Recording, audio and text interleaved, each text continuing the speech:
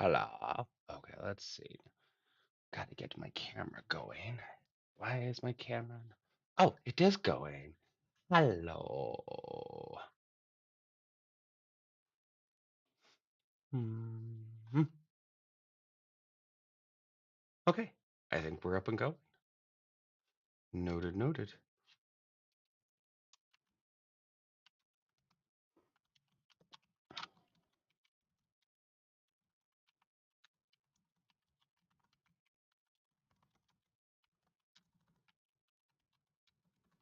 Do do do do do. Ra da da da da da. Do do do do do. Ah da da da da. Okay, so I don't think my camera's the highest quality. I know that. We're still getting set up. Yeah. La la la la la. Hello, Desert. Just so Ew. you know, I'm live. Oh, you're live? Yeah, you're welcome to chill. I'm going to be building a PC today. Oh, okay. That's a neat idea.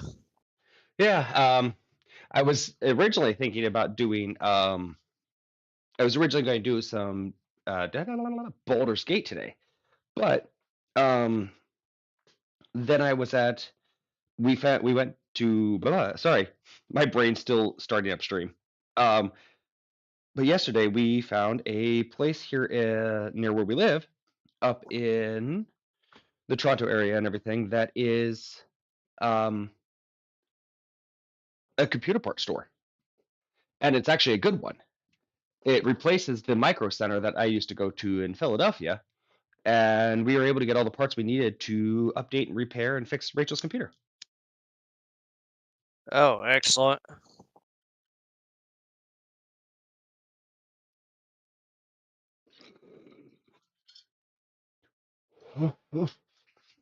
Yeah, I figured I would stream from the mod chat because it's, less likely of people just randomly dropping in. I am going to create a channel.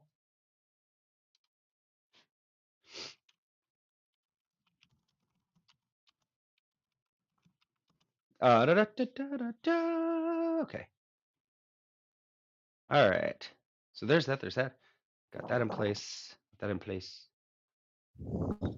Hang on. I promise I know what I'm doing. And anyone who believes You'll that, get used to it. I got a bridge to sell you. Yeah. Not those. This is why I say I don't do this for professionalism. I do this for fun.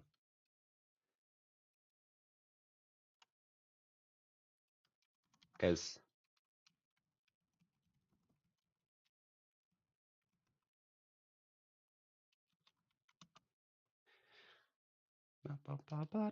there we go. There we go. That's up. That's up. That's up. That's up. All right. I think everything's running.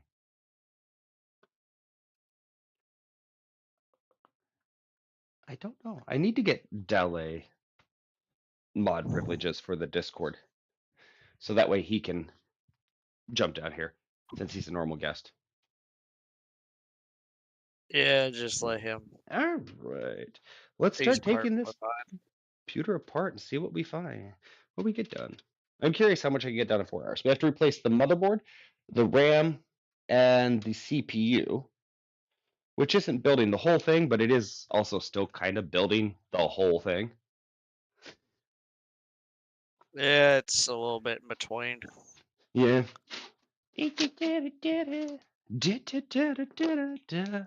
Let me get this mouse back here so I can. Oh, there we go. Somehow I'd gotten my stream on my preview delayed by a long bit, so I was like, wait a minute, that's not where I'm at.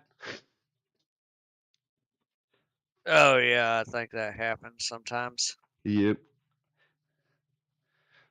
You said you've been running down that Doom um, kick lately, huh? Yeah, I'm back on that horse again.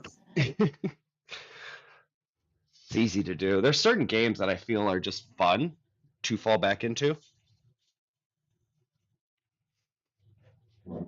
Yeah, Let Go ahead. I'm doing that Ancient Aliens parody, which is actually very highly respected. The gameplay is like unironically good, but That's when the gameplay ends up being better than you expect.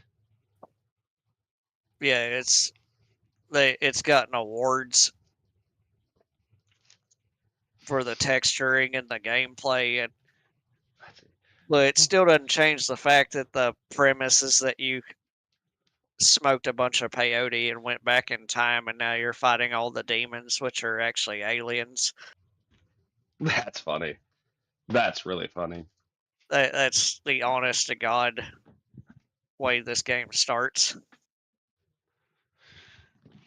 That's really good. Where they're like, you did a lot of drugs, and now you're going to go fight aliens in another another time, kind of time. I would guess so. It's like a weird mix between Egypt and Mesoamerica. It's every bit the mess the actual TV show is. I need to watch the actual TV show, ironically. Maybe even stream it. You know, where did I put my gloves? Lemony Snicket. Oh yeah, you need to have like your static gloves or something like that. Oh, I have latex gloves that I use around the house for cooking and things of that nature and all that. And somehow I have moved them recently, and I don't know where I put them in all my cleaning and reorganizing. So you know, it does me a lot of good.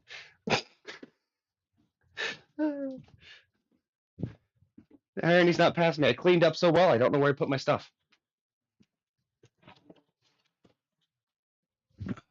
Don't disconnect, headset. Stay connected. Stay with me, headset. Did I put you in here, gloves? Yes, I did. There you are.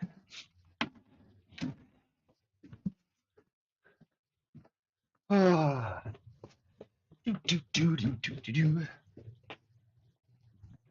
All right. I found my water as well, which is a good thing. Gloves.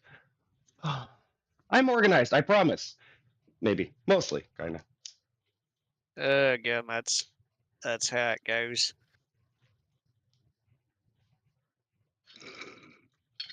You'll eventually get more organized with it. Or this is why video editing is around. Yeah, everything looks that yeah, everything looks a lot better when it's post production. Oh man. All right, now I got gloves. I can touch things without static electricity. Mm. All right. Oh, come on, glove. You know, that looked like a damn fool trying to put on a glove. I'm a professional glove wearer. Takes 4 hours to put on gloves. All right, let's keep dismantling this. Yeah, boom. And look, yeah, this works out as well. I can completely dismantle everything, take it apart. This gives me a chance to full clean everything again because it's good to clean your PC once in a while. Let's see, where is my Phillips screwdriver? Yeah, I try to air can mine about once a month. Yeah, I do want to get an air compressor at some point to have a low pressure ability to do that. That'd be good to save a bit of money on it. Yep. Okay. There you go. Da, da, da, da. Da, da, da, da.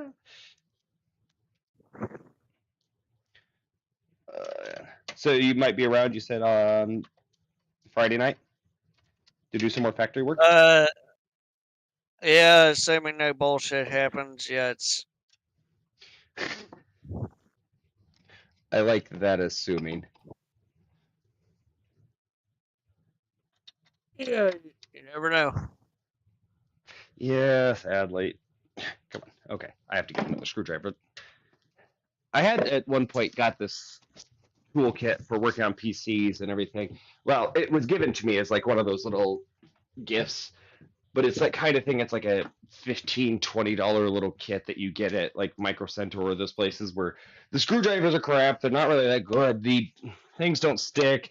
They're like, it's a good toolkit. And I'm like, it's got the tweezers and things I need. Yeah, it has just enough to get started. Yep. The screwdrivers don't work hardly. They've got but the part about it I do like is they've got the little like uh the screwdrivers that you would use for like your glasses or your watches. Yeah.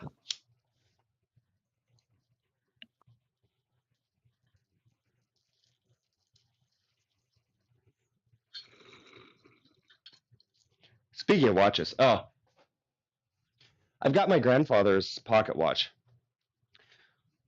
It doesn't work right now. So I'm thinking about taking it to a watch repair and seeing if I can get it fixed and what it would all take. Hello, viewer. I think the viewer is Sheena. Yeah, I need to get a clock battery for an old clock that I have so I can hear the clicking again. There's something nice about a clock just kind of ticking that it can be soothing. Yeah, this one's like I think about 40 years old now. Oh, nice. And if this is Naz watching, this would be. I was talking to Naz about this PC because it's one that I want to dive into. This is Rachel's PC that I'm rebuilding right now, my life partner, and it's an Intel processor, Intel motherboard, and all that. Now, I've mostly always gone Intel at everything I've ever done.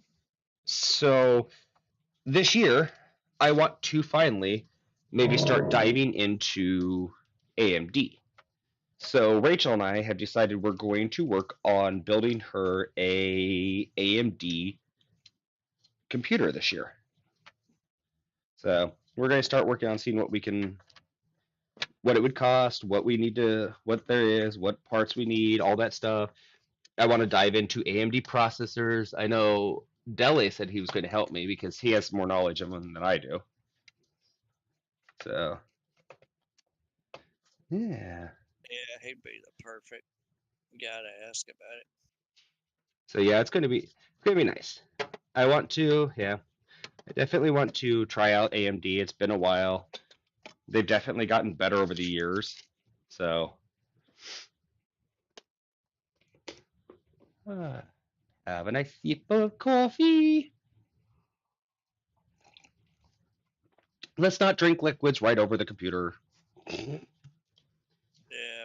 Yeah. probably not do that. This will be a short stream.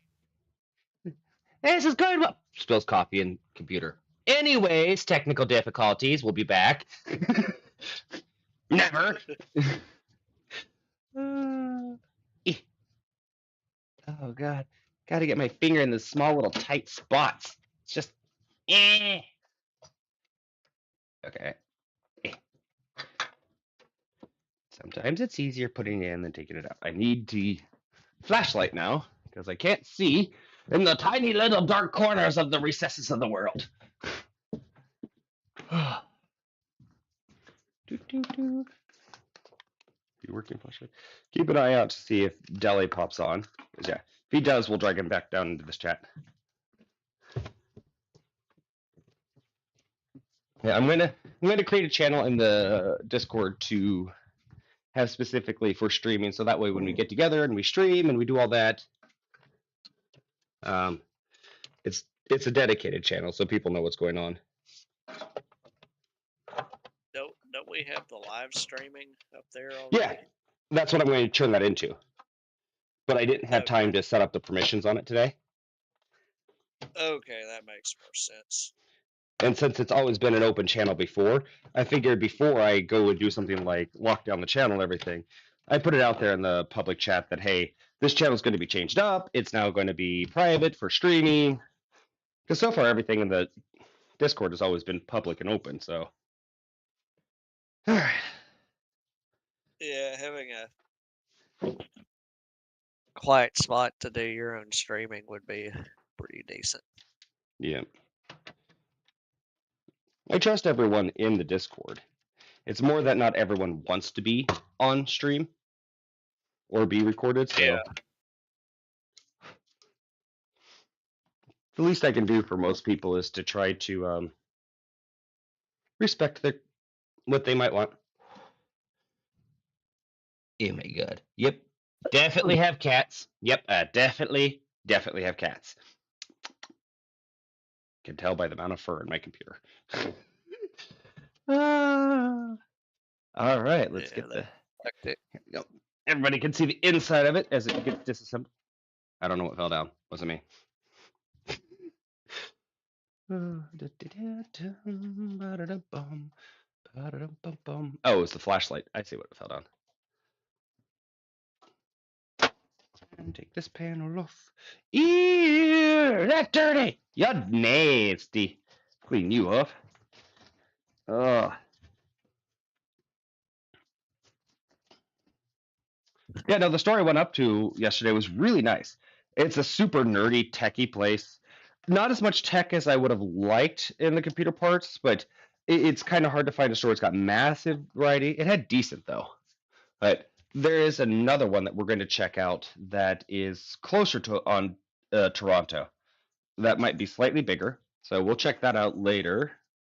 But this one was cool. They had a whole bunch of like Gundam models that you could get. They had things like that. They had a oh, they had the oh, I gotta tell Deli when he gets here. He's gotta get here soon. I gotta hold something that he might like. Oh, speaking of the hi people, I'm gonna invade your personal front space here. All right, let's get him down here. Oh yeah, he's up there. Excellent. Deli, say hello to the stream. Oh my lord, I'm on a stream. You're on live Hi, YouTubes. There's a whole Hi, one person watching you. So Deli, guess what I got to touch and hold yesterday? What? The R21 Moza base. Oh. Yeah. The what? What? R9? The R21. You got it? No, I didn't buy it, but I got to touch and hold okay. it. Oh, okay. Yep, I picked it up and I went, oh yeah, this cannot sit on my desk. I got to build something for this. The weight of it itself was massive. Yep. I was not prepared for the weight of what it was, to be honest. So that definitely made me go. It is a crazy piece of base. Oh, it is. That I can see where you're talking about with that steering wheel and things with this force feedback. That you need something to hold it.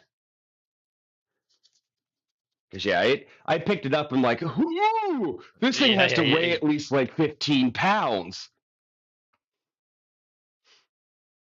Or something in kilos, I don't know.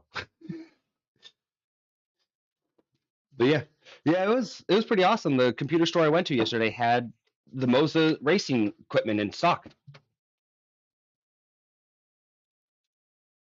So if I want to buy a Moza steering wheel or pedals or anything now, Dele, I have a place I can do it.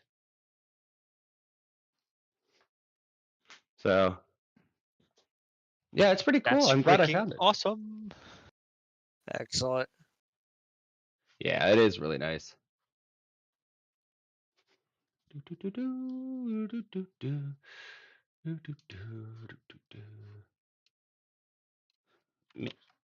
Eh.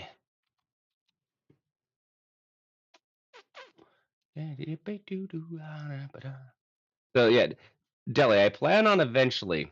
What I'm going to do is I'm going to make that live streaming channel up top have better permissions on it and everything. But for today, I was like, I'm being lazy. We're just going to drag you all down to the mod chat where it's already restricted. That is totally fine. So what are we playing on stream? PC building.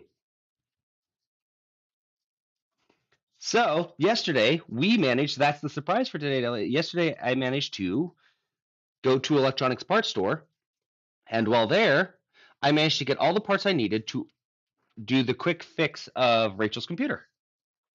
So we're going to see how much of the computer we can get disassembled and rebuilt today on stream in 4 hours. Whoa. Wait, rebuild on stream? Yeah. What? Yeah.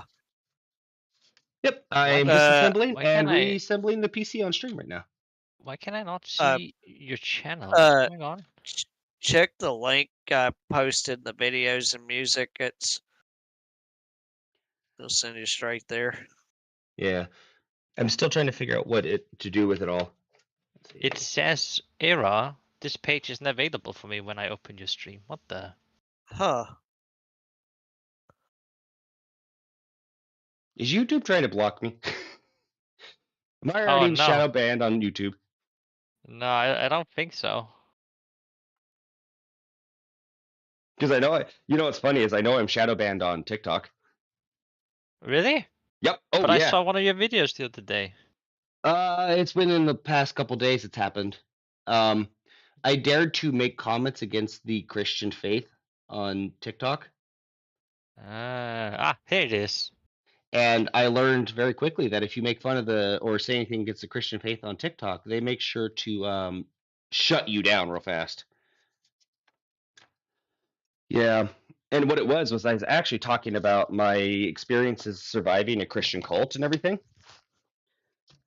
And that got flagged as misinformation and hate speech, which was funny to me.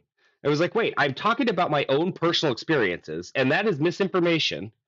And by communicating this, I'm also saying hate speech? How is that? They're like, yep. You've been mean to the Christians. We're shutting down your TikTok.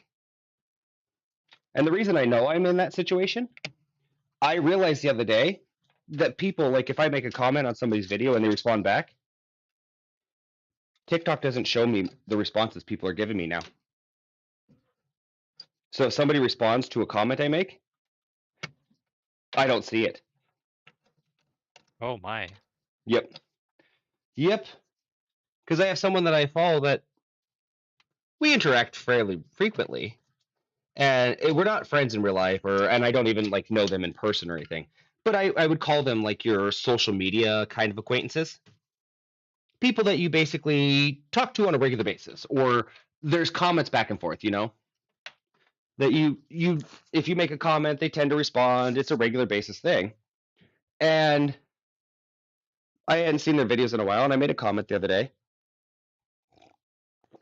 and they liked it. And I was like, oh, okay. And I went back to the video and everything. Well, they had responded to my comment as well. It's responded, engaged, and everything like that. But TikTok wasn't showing me any of the responses. And then I went back to other videos that I had responded on, and same thing. TikTok has made sure that I am no longer seen when someone responds to Telling me. you, red note is the way to go. Yes, no. Watch it. I have issues with it myself already. But it's the fact the same issues I have with a lot of other things. Red Note's fine.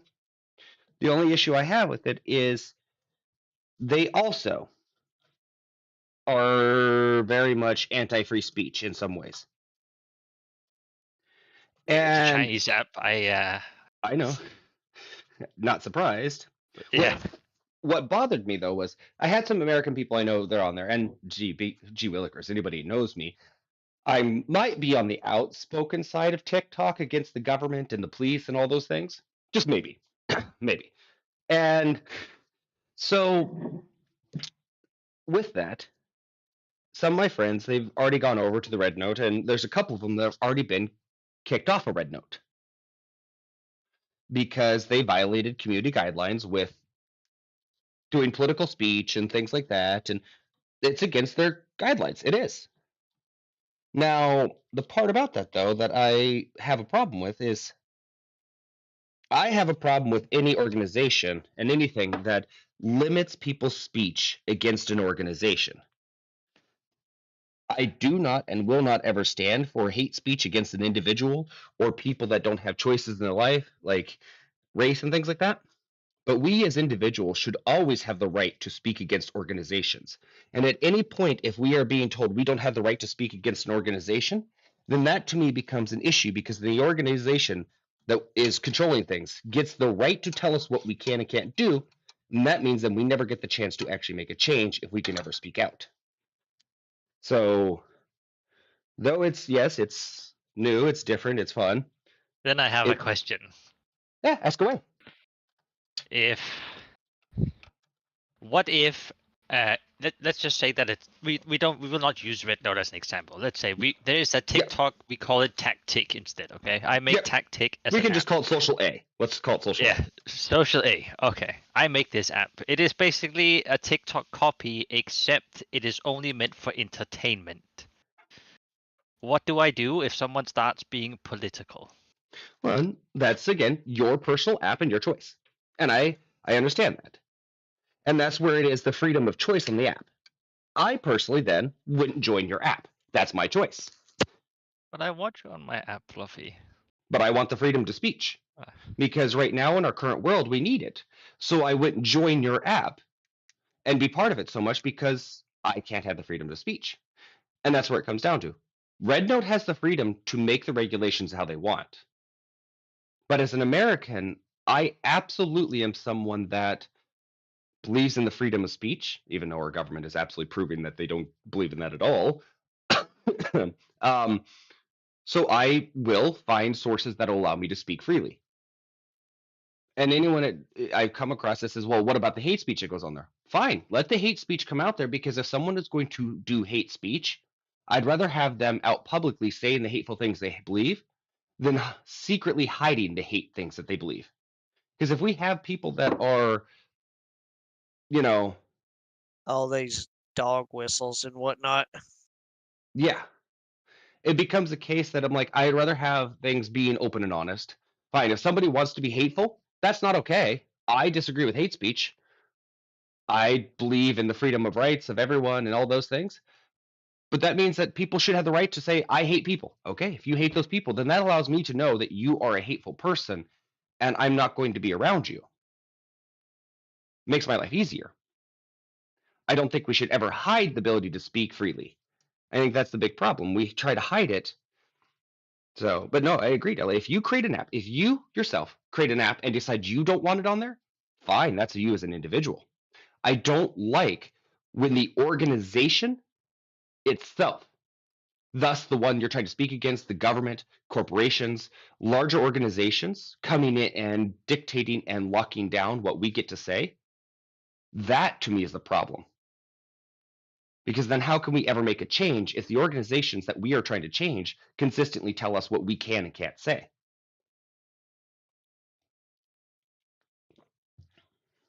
I guess stream is not used to the sound of me nodding. This is the sound of me nodding. Yeah, exactly. That's a one hell of a good nod there, Dele. Yeah, thank you. It's just my. It's I would call it a work injury. That's what I would call it. Yeah. It's just the nodding, like because I'm like just imagining I'm sitting right next to you. I'm like, yeah, okay. That's because the only problem with having international friends on stream is, well, they're international and I'm not. But yeah, it is the kind of thing where individual apps, I don't mind. But what bothers me about Red Note, I'm like, is it the individual app or is it the governmental authority in that organization going, no, you don't have the freedom to speak? And if it's the governmental officials going, you don't have the freedom to speech, I'm not okay with that. Same as I'm not okay with it in our country. But what was really kind of disturbing to me is the amount of people that, when my friend said, yeah, it sucks that I've already been kicked off the app because I spoke, and I talked about things, and the amount of people that were like, yeah, well, act like a fool, get treated like a fool, and all these things. I'm like, so as an American who is told from the time that we're in school and everything like that, that we have freedom of speech, and that's one of our First Amendments, and that's everything like that, and now that we are losing that, people are getting up in arms. They're starting to speak out against it. They're starting to do all that stuff.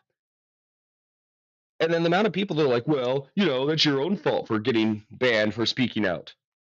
I feel like I don't know how to exactly explain it, but like I feel like America's freedom to speech is not really existing. Like It isn't.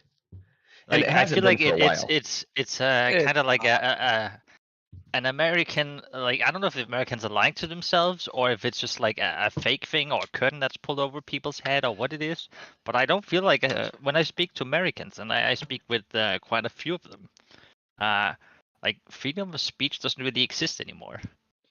No, and it hasn't for a long time in our country, but it has been this illusion of it in a lot of ways. Illusion, that's the word I was looking Yep, for. Thank yep. you. So, by the way, for all those watching, we have 2 guests with us today. I have Desert, and Dele. So, we are rebuilding a PC and just chatting about life. Yeah, no, it has been the case that our freedom of speech has been slowly dwindling for a long time, and I even noticed that back in when I was in high school, that the town that I was in, I lived in a small Midwestern town, highly Christian, all those things. And the part about it was interesting to me was I learned back then that I wasn't allowed to communicate. I wasn't allowed to talk about things. It had to fit into the model of what they wanted. I wasn't allowed to discuss things that were important or had happened to me in life. Because if it didn't fit the narrative that the people in charge wanted, well, they would do what they could to shut it down, because if it doesn't fit, it makes them uncomfortable. And the part that becomes difficult is my mother is a perfect example of some of the issues. She's actually, my mother, by the way, I will say if more people in this country were like my mother, we'd be in a much better spot. Because as I talk to her about things like, hey, do you know that the Christian cult mentality is doing this to people, that we literally can't speak up, that by me communicating that I've been in a Christian cult and then talking about my experiences, that is now online flagged as misinformation, hate speech, abuse towards Christians, all this. And she's like, wait, what? I'm like, yeah. They've gotten to a point that if we speak what we've been through ourselves, that's not an okay thing to have happen. We're not allowed to speak about that. And she's like, how is that misinformation? I'm like, exactly. So if it could be anything we say can be flagged as misinformation, and that's the thing about it. It's like in this day and age where we supposedly are having these fact checks and everything, and I do agree, Dele, with you. I love how Facebook and Meta's like, we're losing. You know what we'll do? I'll just swing my big money dick and have the government follow me. And the Yeah, government's that's like, kind of okay. what it felt like. Like some Zuckerberg has been sitting like, no one uses my Facebook anymore. Everyone went to TikTok. Hey, Mr. Senator, could you maybe ban TikTok so they could come back to my face or Meta, whatever it's called now?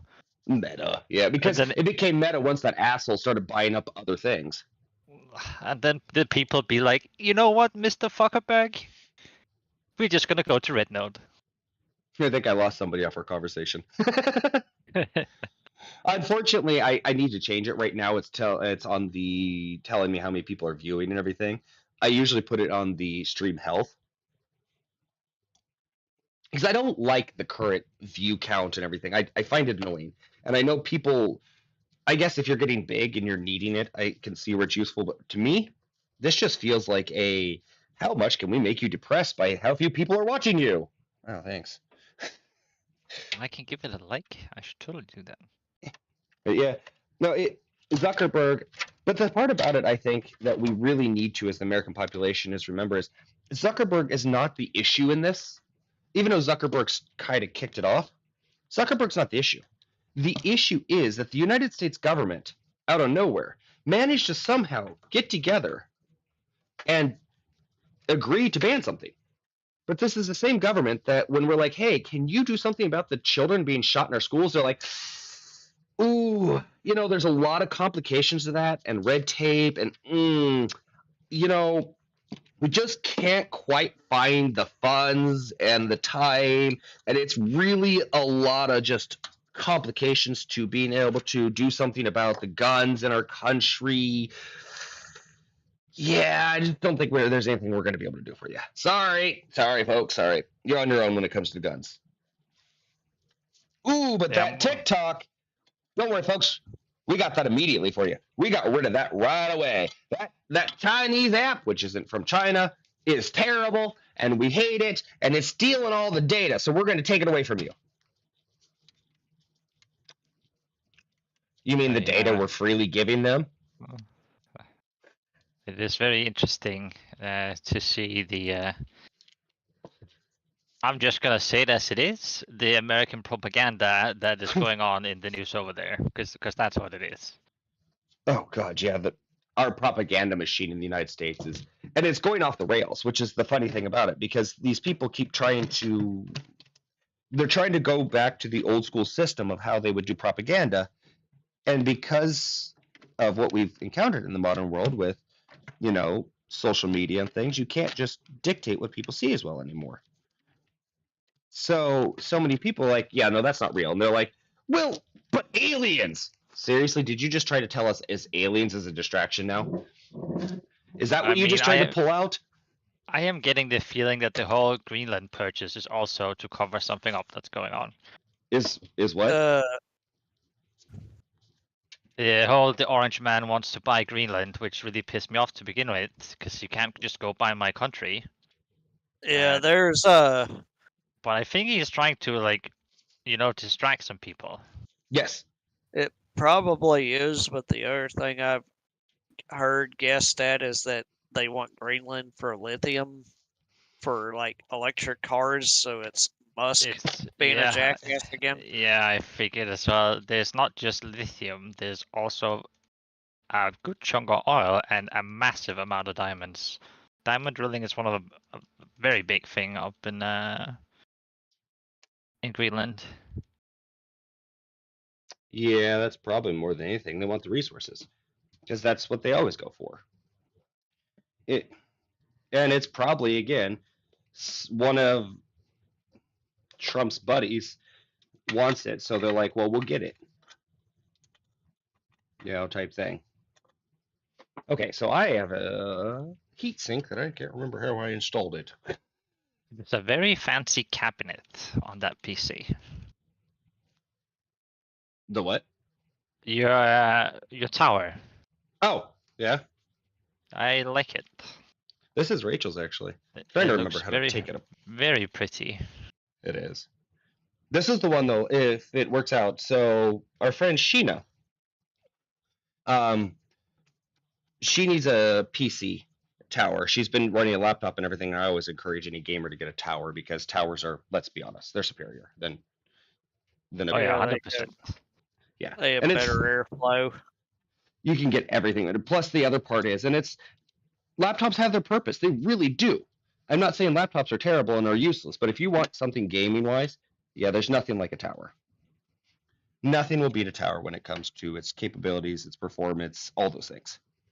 So this tower is the one that I'm rebuilding for because it's not Windows 11 capable. So we had to update it and everything. And thank you for finding out for sure on that, Dele, about the motherboard. Yeah. It's just it's both good and bad, the update, yeah. Yeah, and as I've talked about before, after working in a corporation, I know why they do it more than anything. Everyone's like, oh, this is stupid. After working in a corporation and being in one of the largest, most powerful corporations, and people don't even know about it, which disturbs me, in the world, I'd watch these fuckers refuse to update their operating systems. They would wait until Microsoft is like, ooh, we're discontinuing 2000 models of the servers. Oh man, you mean these servers we've been running since like 1996 we have to get rid of? It's 2016. What do you mean you just... And it wouldn't be until seriously Microsoft's like, yeah, we're no longer supporting that operating system on those at all, that people would finally go, oh, well, I suppose we could change. And then I'd watch the company scramble and panic as they're trying to figure out how to make all their applications work for the new operating system. And like, you've known about this for like the last 10 years.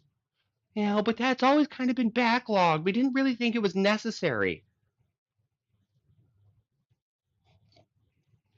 I love how everyone's just getting to see my hands and my lower half. They don't get to see my expressions as I do this, as I have my conversation. That's how it goes, though. It's a mime show. I mean that's it's like one of them what's its face? Like the you know when like VTubers like do like hand cam streams when they're cooking and stuff? That's what Oh it is. Oh, yeah, they don't. I forget about show that. their face. Yeah. That's what Fluffy's doing right now. It's like a It's- hand cam stream. Yep. Totally what I planned on doing. Yep. It's very modern. Yeah. Going back to the later conversation that we were previous talking about, Deli. You know, this is where I think it's interesting with Americans that so many of them have this feeling of we have these freedoms, but then when people talk about we should and what's wrong and everything, the amount of people that then turn around and say "nuh-uh" to those people, I'm like, wait a minute. So you're sitting there trying to tell me that we have all these freedoms that we should have. Aha! I got it out. Woohoo! Let's not look at the dust that's coming with it, please. It might have been a while since I've dusted this thing. Yeah, I But- think you're right. With freedom is definitely an illusion in America. It is because I try to talk about my experiences with the Christian cult and it gets shut down. I try to discuss things and it gets taken away. We can't use certain words in this country, like we have to use the word grape to describe what humans go through when it's not okay, because they've banned the word that actually just references it, because here they're like, oh, well, we don't want that type of violence and everything promoted. No, all that does is makes it so a victim can't talk. That's it. That's all. Like if it was really helping people, then you would say, yeah, sure, go ahead and talk about it. But the person that talks about the violence and the things they've done, well, we'll go ahead and prosecute them, follow up on them. The person's talking about being the victim. Well, that's good to have their information out there. No. The thing that got my TikTok shadow banned to the point that it's hard to interact with is when I was talking about the Christian cult. The part that I brought up that was flagged as misinformation was I talked about the research that was done about my family and my survival of the Christian cult and all the things. And there's published books and there's published studies about my family and our survival of the Christian cult that we are in. And they're being taught in college. And the interesting part about that is I have never once ever been talked to by anyone about my survival. So how the fuck have they studied my life and written all these theories and done all this research that never involved talking to the actual fucking victim? And now we are using my life as a way to study what Christian cults really do to people. And again, I have never once been asked a single fucking question.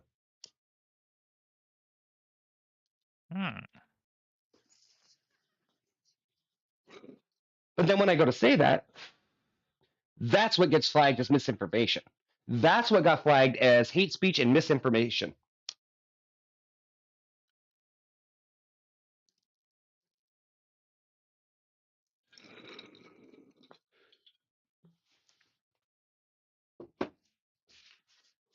I am not sure why. I mean, it just Because we it's live just in weird. because Deli, we actually live in a Christian nationalist state that most people don't realize we're in. The U.S. government is bought and paid for by the Catholic Church. Oh, you shit glove. And I mean it, though. The U.S. government is fully paid for by the Catholic Church. And what I mean by that is, if you go back and look through our history, there's only been a very few churches or very few organizations that have been deemed as cults in America. Now, those cults, one of them happens to be the Presbyterian Church.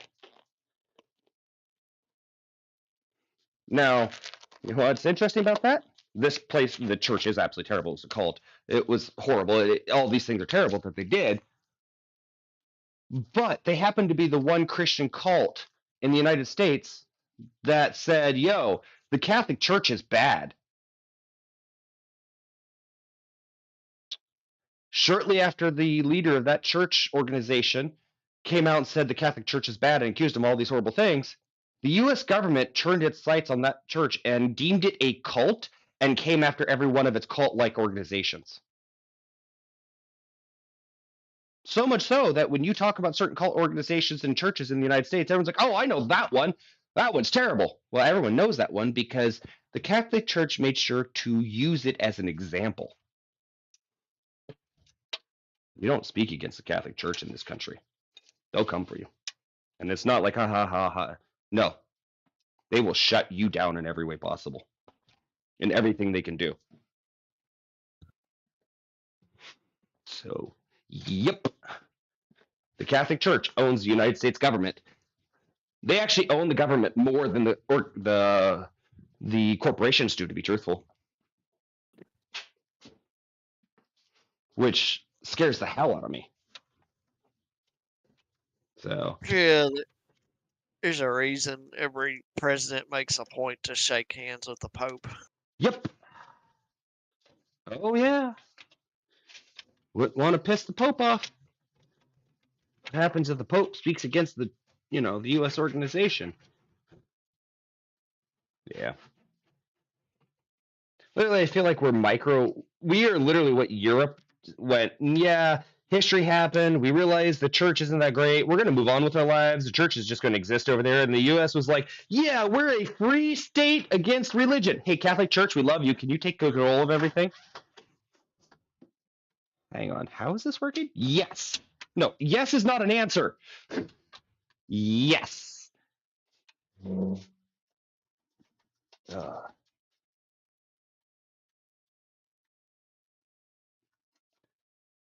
By the way, Dele, I will absolutely be building if we actually get the funds together and we can get it, all the parts for it, I will absolutely be building the AMD GigaChad computer on stream too.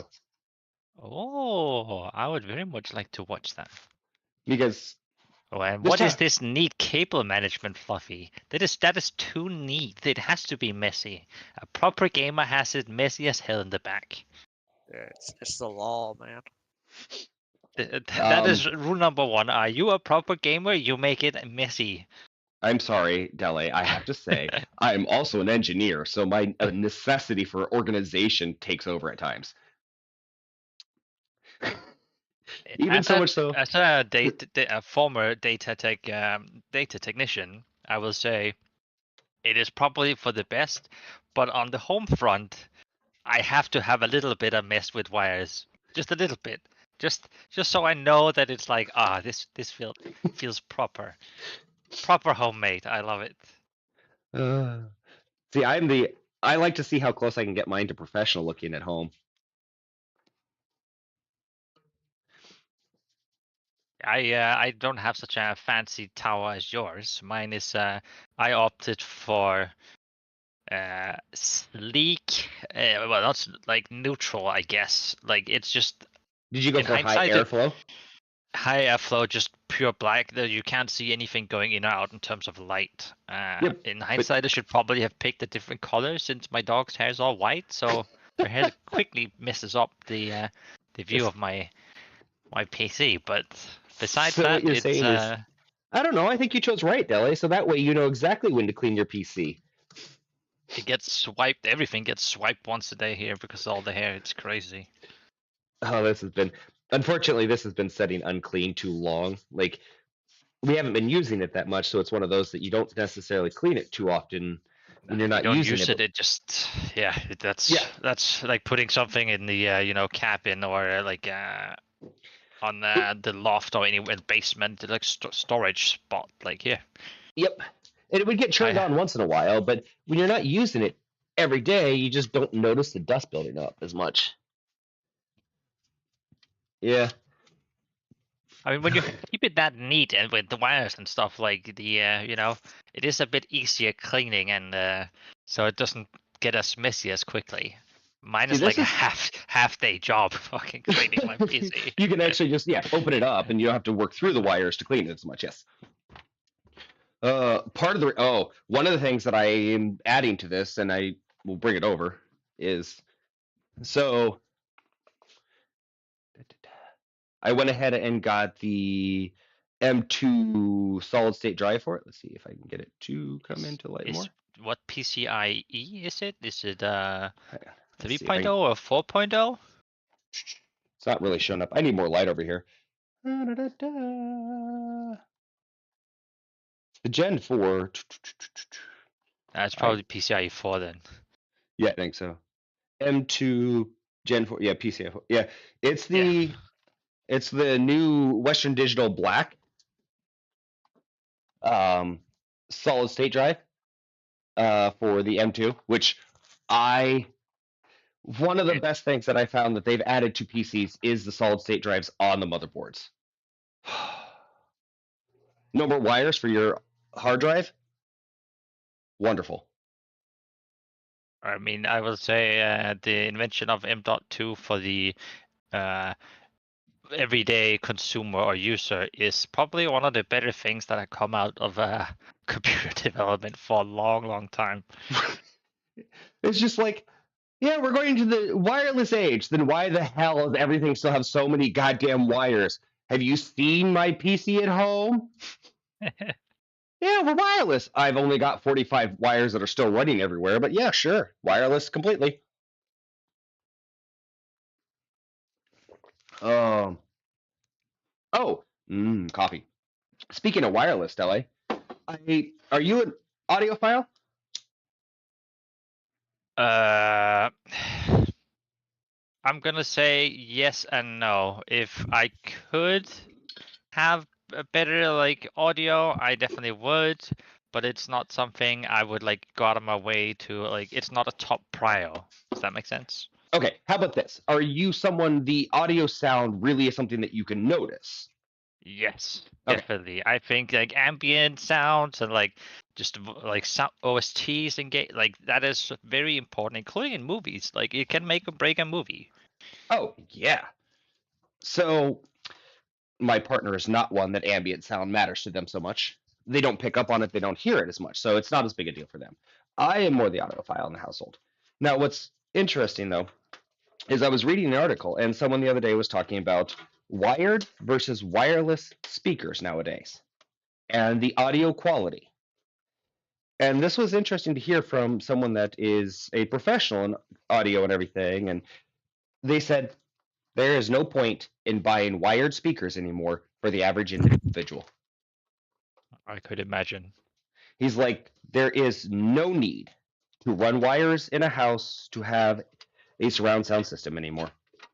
He's like, if you're not someone that is pure auto tones and doing the records and wanting the pure clarity of the sound and hearing that soft hum as the record goes over the needle and you can tell that slight crisp of the click as it runs, he's like, yeah, don't even fucking bother. He's like, it's kind of sad to say. He's like, it was always so much. He's like, I never believed that wireless would ever take over. You have the pure, crisp clarity of. And then he went, but I liked where he went with this. He goes, so my next thought is, though, why the hell is it so hard for us to stream digital still? He's like, if I can get my audio in pure Bluetooth wireless, why is it I'm still running so many cables to my monitor and everything? I was like, I had never thought about that. Because if we can start sending mass amounts of digital signal and everything, let's start going down to no wires. And to have that, where if you didn't have wires for your monitor except for hooking it up for power, yeah. And then if we got to the point, imagine if you had a situation where you could run a desk that basically had an inlay that was the same thing that we have as charging your cell phones, but your monitor can set on that. Your everything that has power, your speakers, all those things could just set on the desk, and when they set on the desk, power comes to them. So you only have one thing plugged in. The I'm like, holy problem with shit. getting a wireless, let's say a wireless, what's its face? Monitor. Like a monitor is just the amount of data having to be transferred. Like you could technically, but you still need a power supply plugged in somewhere, right? Oh yeah. Well, that's kind of where I was talking about though, Dele. You know the charging platforms that you can have for cell phones, right? Yeah, Where you just set your cell phone on it, starts charging. And this is all theoretical stuff. Like when we're talking about inventions, I don't know how this would all work. I am not an electrical technician. I am not an engineer of that type. I don't know all the details. This is just theoretical discussion that came off this guy's conversation. And I was like, that would, if we're getting to a wireless day and age, we could get to more wireless if, obviously the companies are like, well, where's the profit for us? Fuck you. That might be my opinion on their It's version of much profit. cheaper developing like not developing things and just keep selling the same old stuff that costs nothing to make. Yeah, let's ask Apple about that. They love that trick. We've come up with a new pointless, useless, absolutely does nothing advancement. And it really We is now not anything have that useful. USB-C. Okay. We've had that for a very long time, but this is USB-C Apple Edition. Woo! I'm like, okay. And we're So going to now I charge you can twice as much. Now I can share a charger with my brother's phone. Wow, amazing. But no, you can't, because you need a special adapter for ours to the socket. I'm like, bro, please. Right. Nope. No, it is that kind of stuff where we could get to the theoretical day and age where, okay, why can't we advance the technology to send that much data type thing? That would save us so much effort. Being able to literally transfer mass amounts of data over Bluetooth and things like a monitor, no more running cables back and forth, having a desk that is literally, if you had and I'm thinking this might not be the average household type thing, but think about if you had an office space where all you had to do was have surfaces that you plug the surface in. You have a monitor that sets on it. The base of it is what runs the power up through into the monitor. And once it sets down on that desk, it has power. The same as you would charge a phone. So no more power cable for your monitor. And if you got it well enough, let's say you started inventing work PCs that are basic level ones that you would want to install. It's got a plate on the bottom that does the same thing, that once you set it on that desk, it pulls the power from the desk. It would have to have the special connections. It'd have to be engineered correctly. But I'm like, that would be functional. And then that would be nice. So that way, if you're setting up an office, all you have to do is take the tower in, set it on the desk, set the monitor on the desk, sync them up, and now you've got the whole setup. You don't have to run cables. You don't have to power it up. You don't have to do that. Definitely sort of already do it with just the power. Problem you would still have to put a cable from the monitor to the PC part. Oh, probably. But if you're thinking future tech, though, Dele, I'm talking future tech. Yeah, then I would much rather not have a monitor and go all what's the Huh. Tom Cruise movie called where he like pulls shit up with his gloves? Oh, that Minority Report? Minority Yeah. Report, is that it? Yeah, I'd much rather have that. That's fair. Oh, I would love to. I'm thinking, though, office situations. Because if you're thinking the basic office situation where you're setting up lots of computers and things, it would be nice to be able to just go down the line and go computer, monitor, computer, monitor, computer, monitor, and it just sits there. And that's it. I need another dust rag. Might have got it a little dusty in there, Dele. Oh, Yeah. desert. Yeah, what's up? I still think that streamer's from Texas. Wouldn't surprise me. They're So a the little bit different for reasons I'm not gonna go on the stream. Desert was mentioning he saw a stream title or something like that for someone playing Satisfactory, and it was let's show, what was it again? I'm about to show the power company how you really keep the power on, or something like that. And I was like, oh, and my first initial thought immediately was, oh, is this streamer from Texas? Oh, hi, this is a perfect window.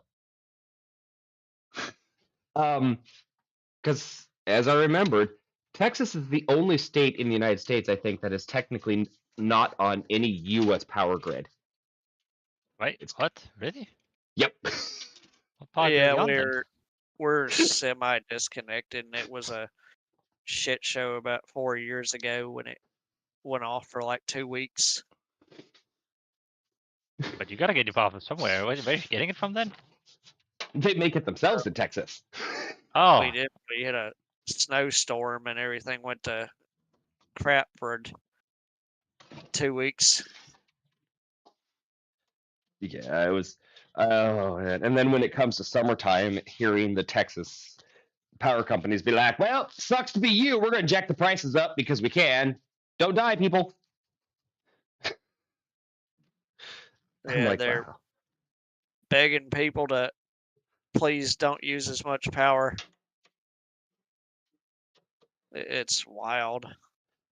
You know what's been funny to me is we've had the power company here. They send us out these things like, "Congratulations, you've been doing so much better on your power than your neighbors," or "You are this much percentage less," and all these things like that. And I'm like, okay, but my problem with all this is in all this that you're telling me, there's no benefit to me. There's literally no reason for me to do better with my power besides the reduction of cost. Because there's not like I get a discount on something. It's not like we get some kind of congratulations, you've been so in the top percent of people will, do something for you or give you something, or because besides just saving money, they're like, hey, we need everyone to start reducing their power consumption because it's a necessity in our world and everything. And then they're like, yeah, and just for doing it, you just get lower bills. What else do you want from us? I don't know. Some kind of incentive? Because it seems That's a dumb. lot to ask. Do better. What do you get for it? Oh, we're going to give you a gold star, and then when you don't do better, we're going to shame you again. Well, that doesn't really incentivize me. Ooh, I did better than everyone.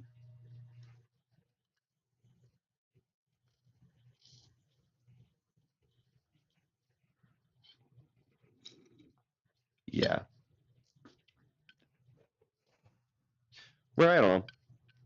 Hell, even if they just sent out like a $25 gift card to someone saying, congratulations, you were in the bottom 10% of electrical users in your area. Here's a $25 gift card. Thanks. You're crazy. Still, Giving stuff away. What is this? right? Yeah, imagine that. Ooh, sharp objects. I get to play with them.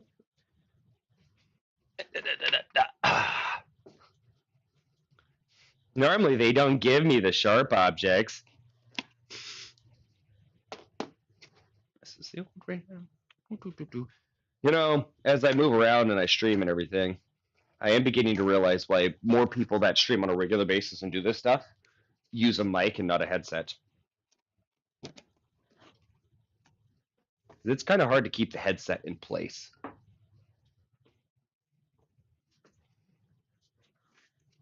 It's as if they expect gamers to sit still. Moving around? What is this? I know. What kind of heathenistic activity are you doing?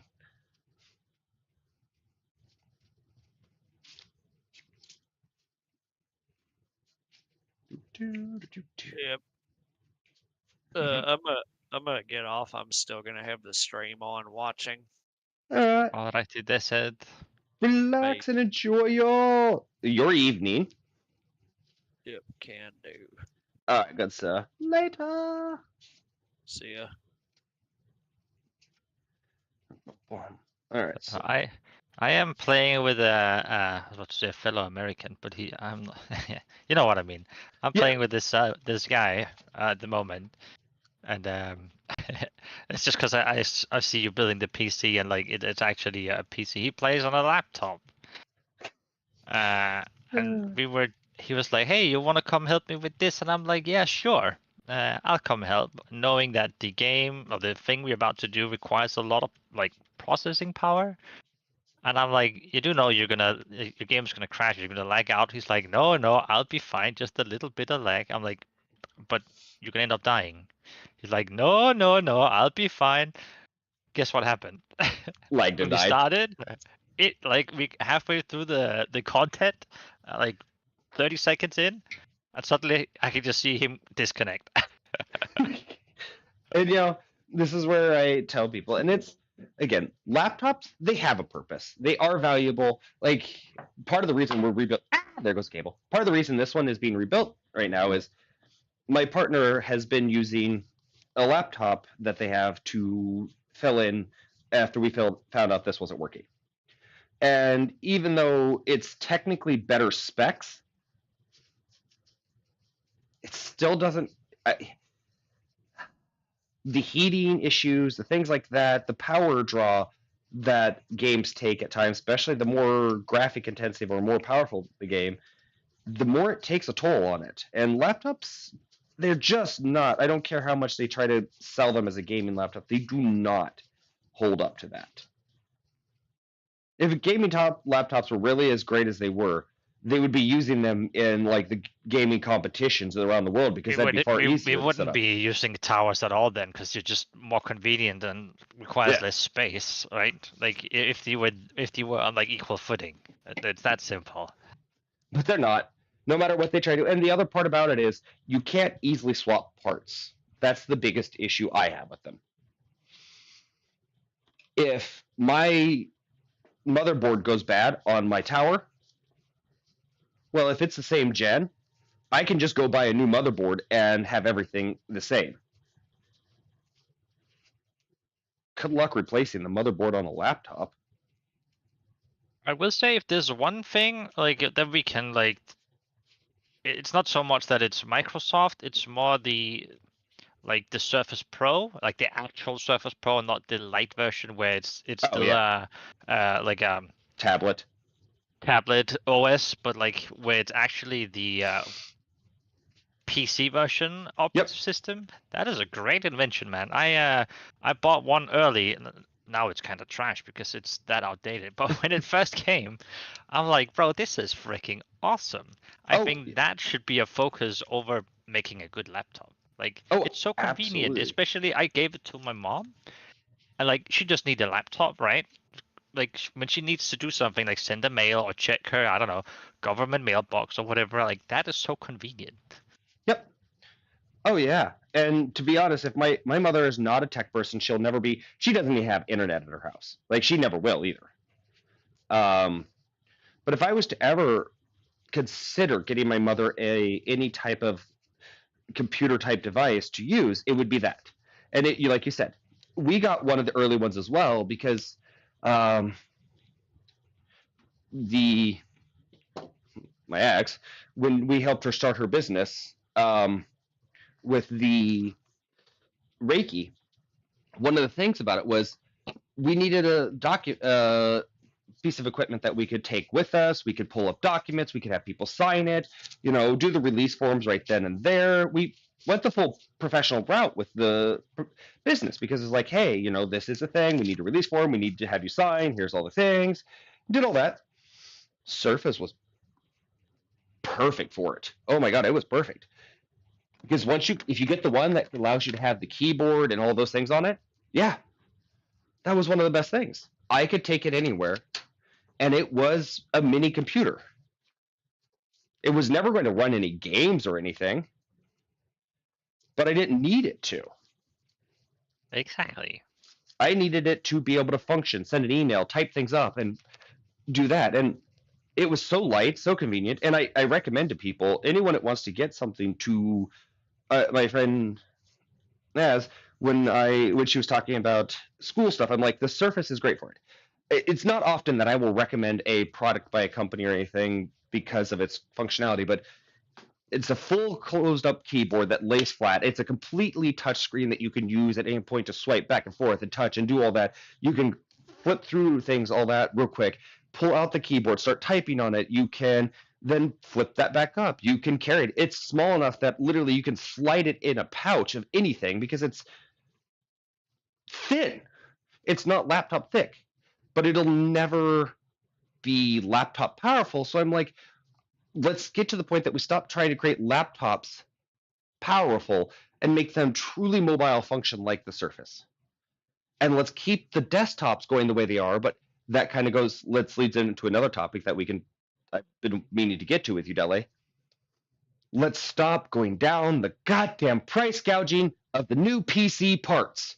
NVIDIA, Intel. I have no idea what's going on. current models don't fit in most PC cases as they are, but we're going to make them bigger.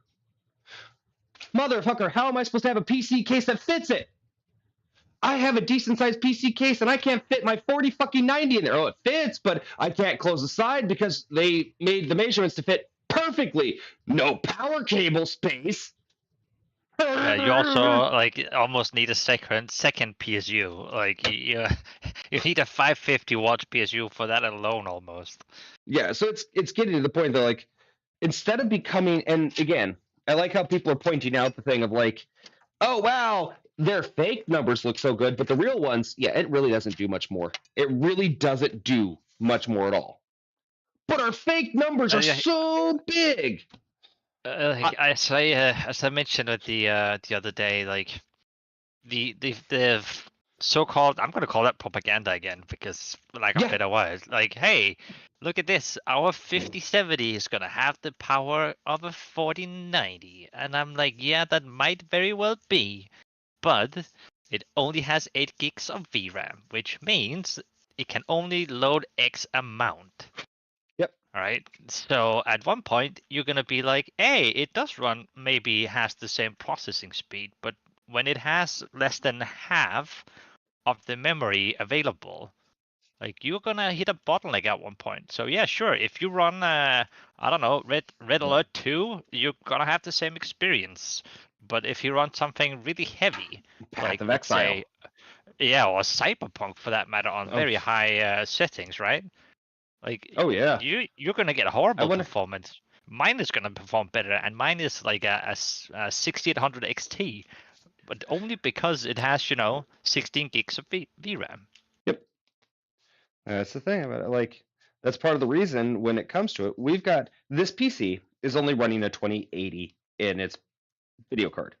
But the 2080 is going to be fine. I don't need to upgrade to anything because the 3000 series isn't worth upgrading to in comparison. And I'm not going to spend the money on a 4000 series to upgrade to. What's the point? At this Exactly. point? It's just I get the until 2000 series is the last good generation of NVIDIA cards where you get value for your money. Yep. Where the 2080 really didn't sink you much below the 2090. The 2090 in that series was like, okay, you're the Giga Chads. Yeah. This is like a show off kind of. Yeah. You have like it doesn't really bring much more, but it's just badass having a 2090, right? It brings enough that you're going to be able to run ultra settings and everything. What's that mean? Nothing different than the 2080 really, because they might have to turn down one setting. You have Like- to turn that one light off. That's it. Yeah, basically. And they were still back then doing that, where they were trying to make their video cards functional across the board. And now, like you said, Deli, it's gotten to the point they're like, ooh, unless you got like $2,000, don't care about you. Yeah, it's But I wanna very go to- much no. all about the high end. Like, oh, look at our 1590, how crazy it is. Oh yeah. And yes, it is crazy, and it is gonna be super fucking insane, no question about it. But I'm not paying like it's gonna cost more than the rest of my PC to assemble. Yeah. That was the Right? thing when Like, I did it's the crazy. with my PC that I have, that this is running on, I'm running the 4090, and I got the 4090 at that time because my motto with PC building is I want it to be GigaChat enough when I build it that the next 6 to 8 years, I'm not going to have to think about it. Even as they upgrade, the change in gaming and technology is going to take 6 to 8 years before it's going to end up surpassing what my computer can run on a really high setting. We're going to do the same thing with the AMD build on this one. So part of the reason I'm Yeah. excited to do it is see the difference, see how they compare. I'm The basically fun thing going with the AMD thing is it's gonna cost you less than half of like your 4090 is more expensive than my entire PC put together. We're not talking about my 4090 anymore, okay? You know, we're definitely not talking about. I don't think I might have got the Ti too. Oh my lord! But it's such a good card, though. Oh, it I is. mean, if I could snatch a 4090, I would definitely do it. I'm angry on behalf of the average consumer the way they do it. Oh yeah, and now mind you, I would not recommend going with the 4090 for most people. It's expensive, Now, mind you, I went from the 1080. So I've been waiting and saving to buy a new video card since the 1080. So you got all that time that I've been kind of saving up video card cost. Yeah, it makes perfect sense. I mean, So it's a, it's a you very know, good it- upgrade. it's one of those that I'm like, if you're on the 1080 and you literally have been waiting and saving, sure, don't go to the 5000 series though. That is a bunch of bullshit. Don't buy any 5000. Fuck Nvidia. Or go try AMD at this point. I mean, at that point, if you have 1,000, right? I would even say if you really want an Nvidia card, at that point, you buy the 3060 dual 3060 dual card, and you do not buy anything higher because everything else is just gonna be a waste of money. Then go buy an AMD card instead. Yeah. Now I know that there is still people out there that we've talked about. There's going to be Intel fanatics. Yes, and you can never get rid of those. Well, each brand has, and here's the thing: I will give Intel. I will not bash Intel as a bad card ever, in the sense that I have never, in my history of owning a PC, had one Intel chipset be bad for me ever. It has been the most some CPU issues. I know my brother has issues with his Nvidia card too, but that's like very rare compared to back in the olden days where you could own an AMD product for exactly 2 years and 1 day, and that 1 day is past warranty, and you're like, hey, warranty ran out. That's like all the AMD, right? time to replace. Yeah. Oh, yeah. Yep. That was the running joke with it. It was like, oh, warranty's over. Time to buy a new one. That's also why they were so cheap, is you could replace them quickly. They kind of knew they weren't trash, but they built for high power, high output, high everything like that, and they burned through their parts. Intel built themselves for stability, and that was the one thing I gave them credit for, and I still give them credit for. Even with their practices, Intel's cards and chipsets, the CPU itself, they run cooler, they run solid. They're not going to necessarily at this point have the output that an AMD will on one-to-ones, but if you're looking for stability and you're not looking for high-end gaming and everything, a low-end Intel chipset is stable all the way through. That's what they build for. That's why they're in most commercial products. They, though, are now highly corporatized and less about the consumer, unfortunately. So that's the downside to it, because Intel is designing to make sure that their chipsets don't die because they're selling their products to all your big corporate places. That's what's in all your PCs basically across the board. Even most people don't realize Intel is what they're running on in Mac and Apple products. All the work PCs are running Intel. It's very rare that you find AMD in a corporate setting. It doesn't mean they're not good. The reason AMD still sticks around is because a whole bunch of people in the private sector went, yeah, no, AMD is cheaper. They do run really powerfully. They're really good.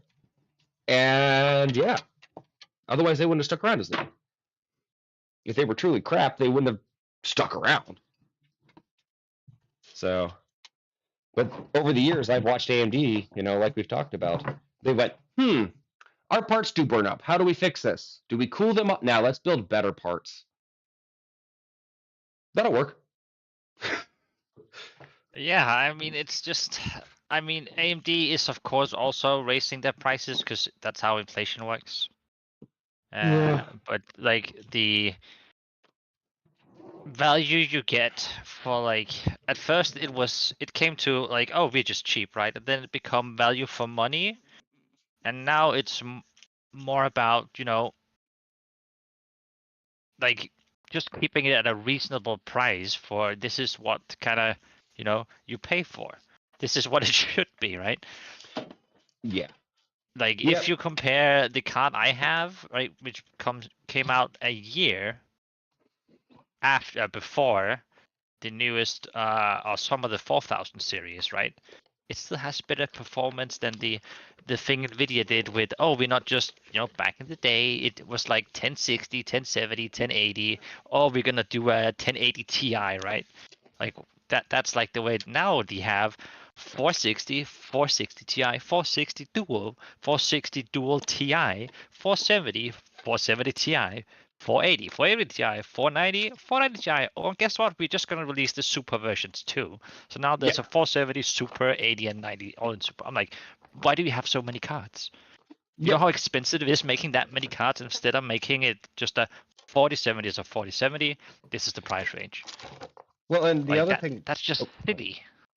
the other thing it does is I call it the Mini Cooper issue, and so Mini Cooper, and one thing I used to like Mini Cooper when they were first coming back out, and they were a really solid car back then because they made the Mini Cooper. That's all they made. We've decided to re-release our Mini Cooper. I'm like, cool. And it was a solid car. It ran. They did a good job of putting it in the one heist movie, so everybody got super tickled pink about it. That was fucking amazing advertisement on their part. Spot on. Like Mini Cooper couldn't have done any better than basically sponsoring a movie, an action movie in the United States. What better selling point for people? Oh my god, I want to be like the people in the heist in that car. So I know a whole bunch of stupid guys that ran out and bought Mini Coopers after that movie came out. Great advertising. But I fell in love with them actually when it was someone I knew had one, and I ended up borrowing it, and I got to drive it. I'm like, this actually has a lot of room in it. I'm 6 foot tall. I don't know what that is in kilometers. 6 foot tall is like 185 ish. I thought so. I was going to say like 180 kilometers. See, I 180 kilometers. Wow, I'm huge. That is massive. Yeah. That's my ego. Sorry, 182. sorry. I So was it's, measuring my ego there. I'm an American. I had to measure my ego uh, first. It's 183 183 centimeters. centimeters. Okay. Yep. 183 centimeters. So, now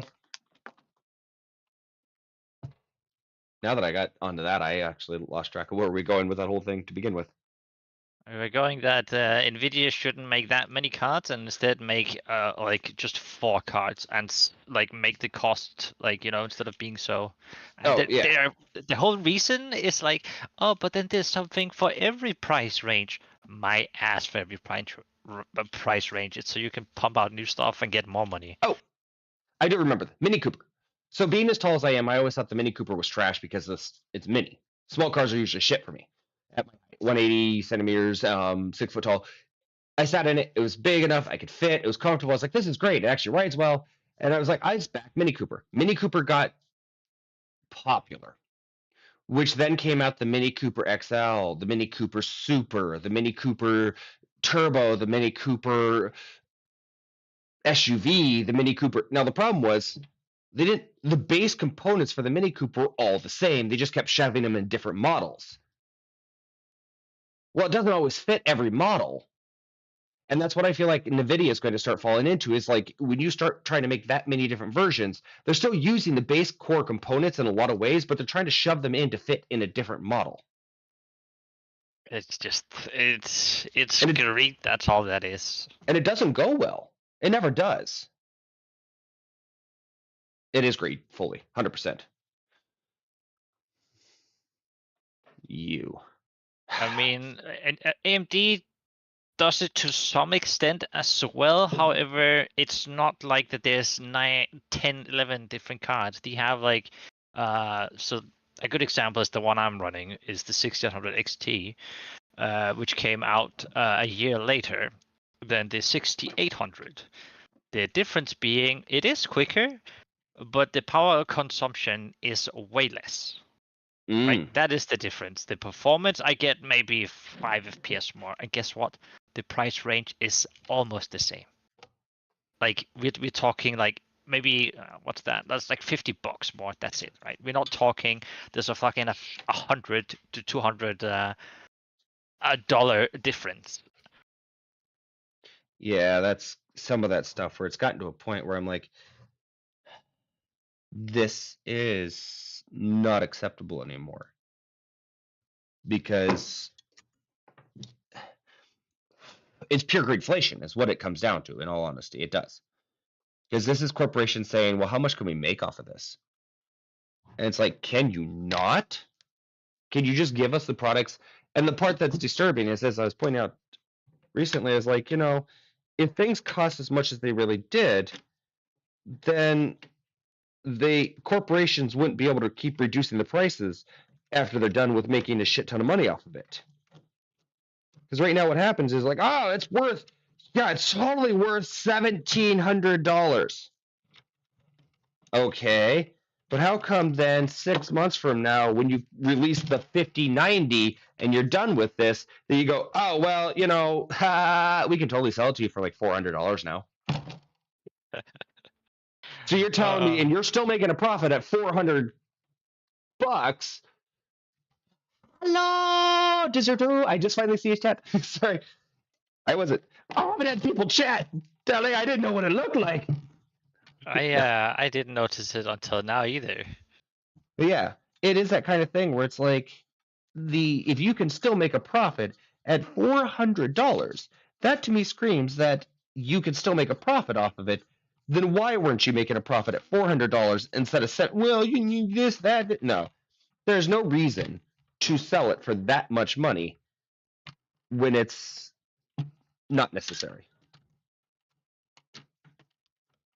Yeah, I question Nvidia's logic these days, which is kind of sad because I've always in the past been a big fan, and I know that there was a lot of issues with the CPUs a few generations ago, which is also kind of sad. And I always swore off AMD, but then swapping, I'm like, this is the best thing I've ever done in my life. Like, I cannot believe a major company like Intel ends up making a worse CPUs than their competitor. You are ahead on the market. You have, I'm gonna say unlimited, which is a bit over exaggerated, but you have not really almost endless amount of money to develop these CPUs, yet you somehow manage AMD to surpass you. What is going on? You should be the top of the top always.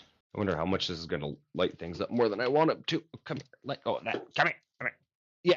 Well, it's because it's comfortability, greed. I guarantee it has something to do with, if we look at it that, it becomes less of the original people and tech designing things and more of your corporate board saying, well, what would make us the most money? Yeah, that might explain some of it. Because there's one thing I will give Nvidia, and that is that their upscaling is way better than AMD's. AMD's upscaling is ass. If you play with the FSR on, you're gonna it sucks. Is it getting better? Yes. The FSR 4 is coming out with the next card, so I'm excited to see how it looks. But I also feel like upscaling is something like if you're building a PC, and you're playing a game, you shouldn't play with upscaling. Upscaling is for consoles. That's what it's intended for, not for PC gaming. No, you shouldn't play upscaled 4K and be like, oh, it's amazing. No. Then you just play native 2K instead. Don't be silly. Yeah, I haven't even touched the upscaling because I don't know. Yeah, I don't need to. Okay, I do need more light up here though, but I don't want it to shine directly at me. But if you buy a card, right, a new card, you shouldn't be considering your making the decision off of upscaling. Then either wait and buy a better card, or just live with what you can get. I think yes, it should definitely not be a selling point. And I think that's kind of comes down to something I was discussing with a friend recently. It was like the advertising that we've gotten now, I don't enjoy because the things that they sell are useless things. Oh, you mean like ray tracing? Like ray tracing. Ray tracing. HDR. I really have come to, because the screen I have has HDR on it now and everything, and the video card I have and everything, and I turned it on, I'm like, oh my god, I hate this. Everything is glowing. is your high dynamic resolution. Oh god, no, it just means that you make everything so bright white that I need to turn the dark way down on everything. That is not better. And it just eats a ton of my CPU up and my video card, and it makes it go berserk on power consumption and heat, and cranks out everything to a much higher degree, to all just make my screen go, "Wham! I can light It's, the beacons of Gondor." It's the same with like ray tracing. Like, oh, look at how realistic lighting there is. Okay, buddy, tell me, when have you ever sat down and played like a game where the lighting has to look realistic? You know what I do every time I open up a game and start playing it? I turn all shadows and lighting off. It's the first thing I do. That, blur, and what else do gloom. Like the three things I turn off. Gloom, yes. Get rid of it. I don't want And it. the other one is the screen shaking. Oh god, yes, screen shaking. Get out of here.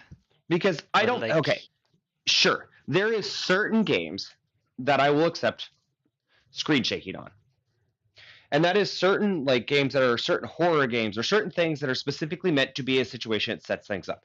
But then it should be a very minor impact. Games that I'm trying to exist in, no, stop putting the screen shaking, because I'm trying to do an event and it's like, oh, this event, is difficult because we keep dropping boulders, and every boulder dropping makes the screen shake, and so you can't see where you're going.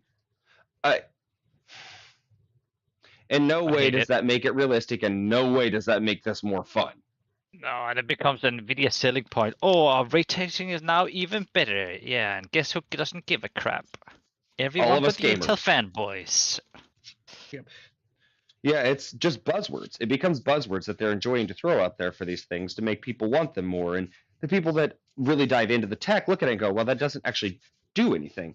What I would prefer to watch you start doing, instead of, adding to my ray tracing, is figuring out how to use all the damn cores on my CPU. I mean, I get it. Ray tracing looks beautiful. It's amazing. But we just gotta keep in mind that a lot of these games are made to also fit on consoles. So you're never gonna have the benefit of actually using ray tracing outside of a showcase. Yep. So Yeah. what is the point in developing even crazy ray tracing? Okay, we can argue that it is advancement in technology. I'm okay with that. But don't slap it on the card and be like, now it costs this much extra. Well, you know what, buddy? Just do it in your spare time. Go develop it somewhere else and benefit from it that way. Don't make me pay fucking $100 more for same performance, or it's even more these days, just Oh, because yeah. you have ray tracing on it. Oh yeah, exactly. And that's the same thing. Like, again, if you were to sell me something that was like, hey, this is actually going to take advantage of all the cores on your CPU. This will increase the throughput of all the cores on your CPU and take advantage of combining them both with the actual cores on your graphics card, so they're running in dual sync and everything. Sure, wow, okay, yep, I'm in. This is sounding good. Guess what? Also, we AMD can has make that. more ray tracing. Oh, fuck you, I'm out. AMD has that. They work together. It is called. It's not called Spitfire anymore. What's it called? Shit. What's it called?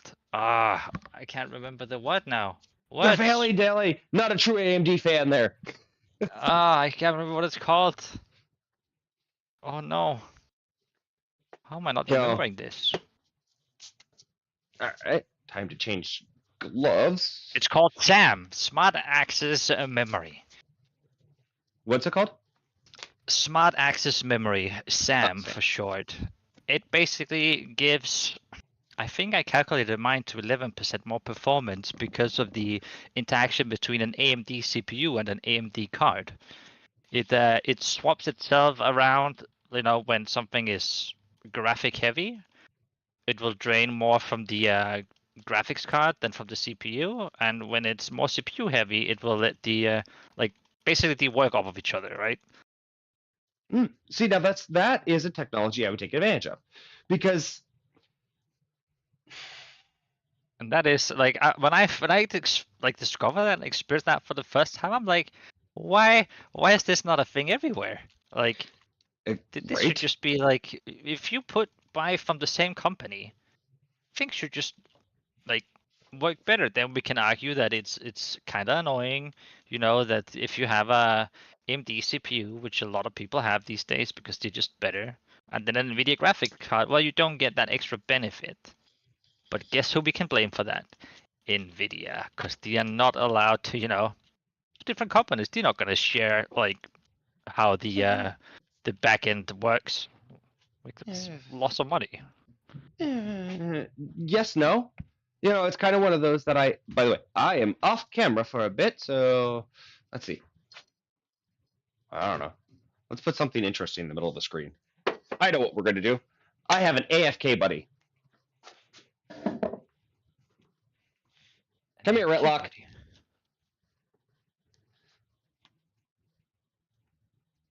I'm curious. Who are we putting on camera?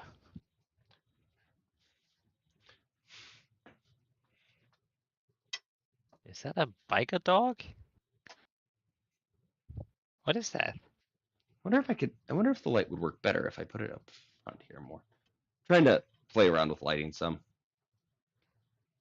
Because I think I need to turn the light down on this. Yeah, that's great.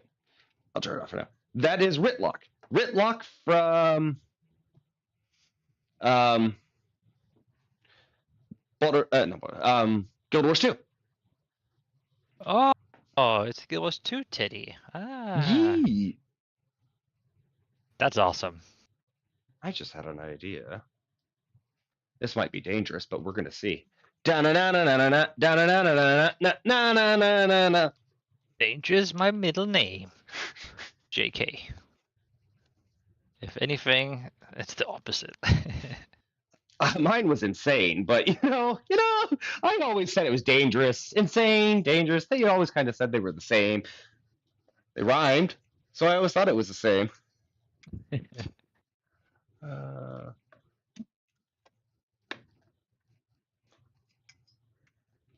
actually. I'm looking forward to your project AMD and seeing how you will feel about the difference. All right, Dele, are you watching stream? I'm watching stream. I'm seeing the Teddy standing there. How's the lighting now? Is it too bright? It is a bit too shadowy. Well, you turned things on again. That's better. That's what I was saying. Like, I think I found a spot for the light. That's way better. Oh my god. Yeah, holy crap. There we go. I figured it out, Dele. I got the lighting set up. Also, drinking with a straw is very American. Do you know why I do it? Why? Because the only reason that I do it on this one, I used to not drink with a straw. The lid on this one's mouth doesn't work so well for me, so it just slows the amount that I can drink. Normally, I drink without a lid or straw at all. So. When I visited America for the first time, they're like giving me straws and everything. I'm like, why am I getting straws left, right, and center? I don't want a straw. Just let me drink out of the cup. I know. I don't know. This is my AFK buddy. I am going AFK to top off my coffee, which, if anyone knows me, I do the pour over cup, so it's going to take 5 to 10 minutes for me to do it. But I will keep chatting with Dele. Ooh, we are getting some good snow today. We're still having snow? Yeah, it's little tiny pellets. It's nothing. It's anyone that has lived through serious snow. It's laughable snow right now still, because it's just soft little light pellets coming down. Basically, imagine if it's kind of misting out, but replaced with snow. It's aesthetic snow. That's what it is. Yes. Dele just put it perfect. This is aesthetic snow. It is. It's gorgeous. Yeah, that's all. It's aesthetic. I'll get video. It's not dangerous. It's not terrifying. It's one of those that if you were out in it, you could easily get home in time before it becomes dangerous or anything, And then, I have the perfect vehicle for this, Dele. Having the Volvo means that I can hit a moose and drive home still. Yeah, I mean we are approaching what's that face, like spring already here. Our winter's gone. It's Really? the snow is like gone. We now have we're in the plus degrees already. It was a bit muddy the other day. Is that normal for this season, or is that abnormal? For No, you? it's abnormal. But global warming is fake news, so we don't know why. Also, I've been told at least. Yeah, I keep hearing that too, but I'm not sure. Give me 2 moments. I'm going to be muted for a moment. Oh, yes.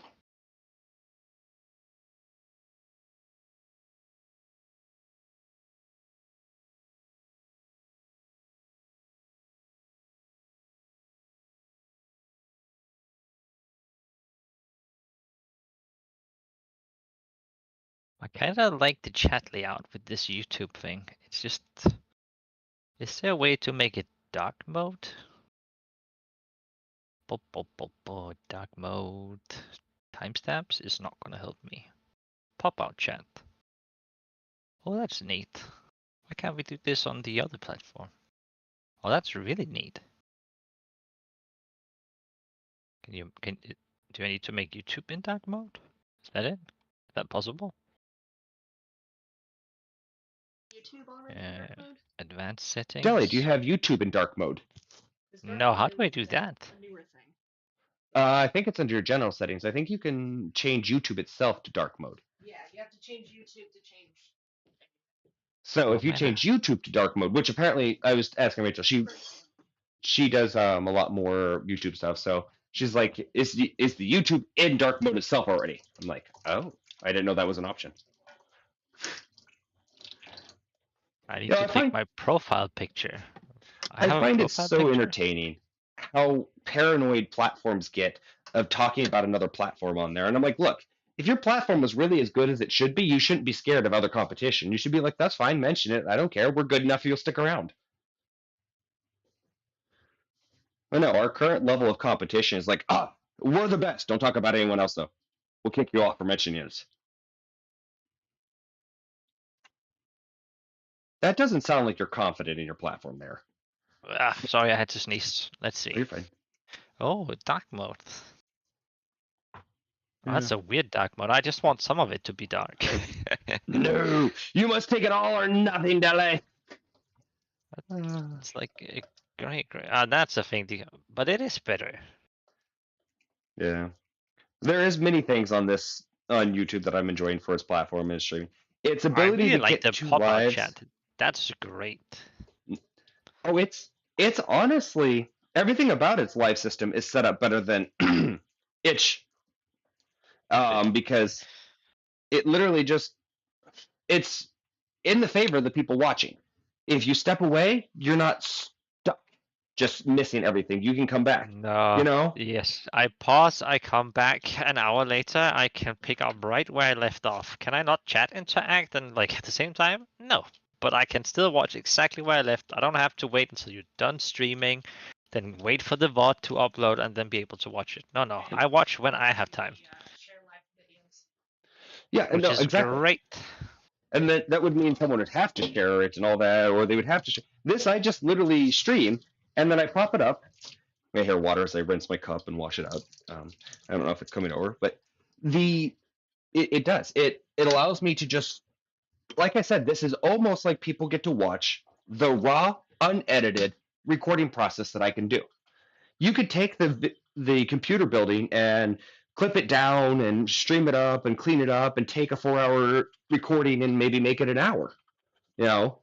But people get to then, if they want, they can watch the live recording of it and see how it was all done and see the whole process and see what the unedited is.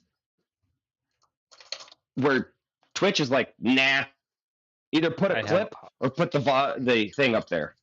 Yeah, I've always been a big fan of the. Whoops, I said their name. Sorry. We have spoke about this before as well. YouTube is overall a better streaming service. It's just the getting to YouTube Live and getting like recommendations and like be visible is like very difficult to find a stream. Like it's the interface. That's what I'm looking for. The interface is not very good to find streamers compared to the other platform. Oh yeah. If that got fixed or worked on, I mean, YouTube would be banging. Yep. if they built a subcategory for the live that actually worked a little bit more like certain other interfaces, then it would work well. Then you could set categories truly, and people could really dive in, and people would enjoy watching. And again, like you said, you could jump in and see halfway through a live and go, oh, you know what? I don't care about interacting, but I would like to watch this live. So let me go back and start it from the beginning and enjoy the whole thing. See where it all started. Exactly. See how we got here. So Just go Yeah. see, you're playing through, I don't know, a Mass Effect or something, and I'm like, shit, I'm like 20 minutes late because my my car got stuck or boss was delayed, train, whatever, and you're like, I kind of want to see from the beginning because I've been liking this playthrough. Well, guess what? I just go ahead and do it. well, considering today was originally scheduled, and I'd advertised, and anyone that jumped on expecting Baldur's Gate, I do apologize for that, because I had originally advertised that it was probably going to be Baldur's Gate today, and it was going to be one of my first tests with running a story-based and campaign-based game and everything. As I came up today for the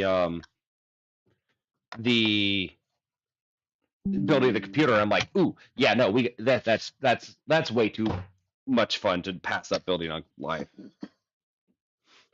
Because PC It's, building is joyous to me. Yeah. I have one of the people I play PoE2 with is again his PC, as I told you, is a laptop and not very, and I told him, look, you can buy really cheap parts and still get, you know, like, is $1,000 a lot of money if you don't have any? Yes. Is $1,000 relatively cheap to get a really well performing PC in these days? Yes. And Yeah. here's the part about it that becomes the one turnoff that people have at first. I'm like, there is some things that cost. Yeah, it may only cost you $1,000 for the PC, but if you have been running a laptop, you are going to have to buy a monitor. You're going to have to buy a keyboard, and you're going to have to buy a mouse. Now, you don't have to buy the most expensive up front, though I would recommend to most people buy a decent one. There are certain things that you just don't want to skimp on. Don't buy a cheap keyboard that feels like crap that doesn't fit comfortably. Find one that fits you and you enjoy. Find a mouse that fits your hand. Buy that. Think of that more. But then you don't have to buy those again and again. You can replace each piece individually. It becomes a piecemeal that you don't have to eat the upfront cost every time.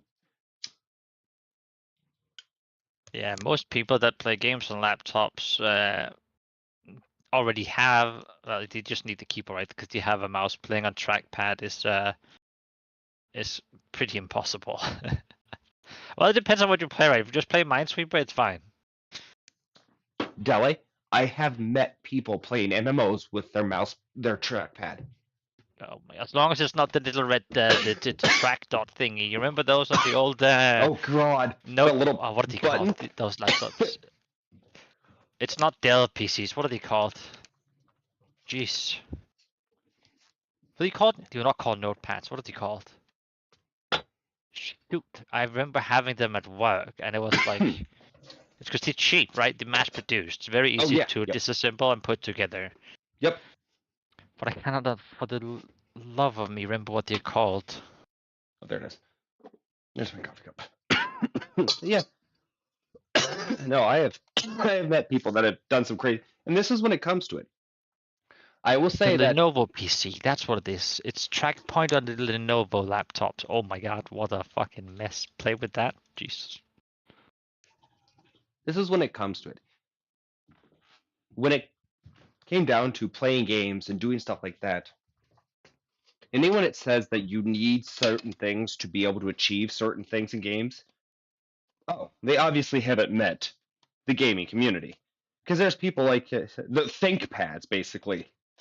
I have met people that have basically figured out how to install video games on a ThinkPad and run it. It's running like shit. They barely can see anything, but they're still getting the game. If know? there's way this, I will. You know, the only thing, and this is something that I will flip into when we're talking about bigger and bigger and bigger. I'm not really okay with the way games are getting in size, but don't feel like they're really increasing in value. Tell me about it. So I'm going to try playing one of these times coming up. There's a game called Stalker 2. I don't know anything about the series. I never played the first. It just came out on the Game Pass. I'm like, you know what? I like the Game Pass for the fact I get to try these games, see what I think of them, It's on see Game how I Pass. feel. It's nearly 150 gigabytes for this game. I mean, you clearly have, you know how much a silly game like a Warzone, like COD, takes up? It's very cleverly designed, by the way. So COD and the Warzone, if you have to download both, is over like 200 gigs. What the? But the smart thing is, if a game takes up that much space to a console, there's no room for other games, which forces you to only have that one game installed. Which means that is where you'll spend your money, because you can't be asked uninstalling and spending 5 hours downloading a new game. It's very clever. I need to be Basically a on camera douchebag right now move. because my face would say I'm silent. And again, I need to be on camera right now because it's the same as you shaking your head, Dele. My facial expression right now is just because I hadn't even thought about it that way. It's very clever.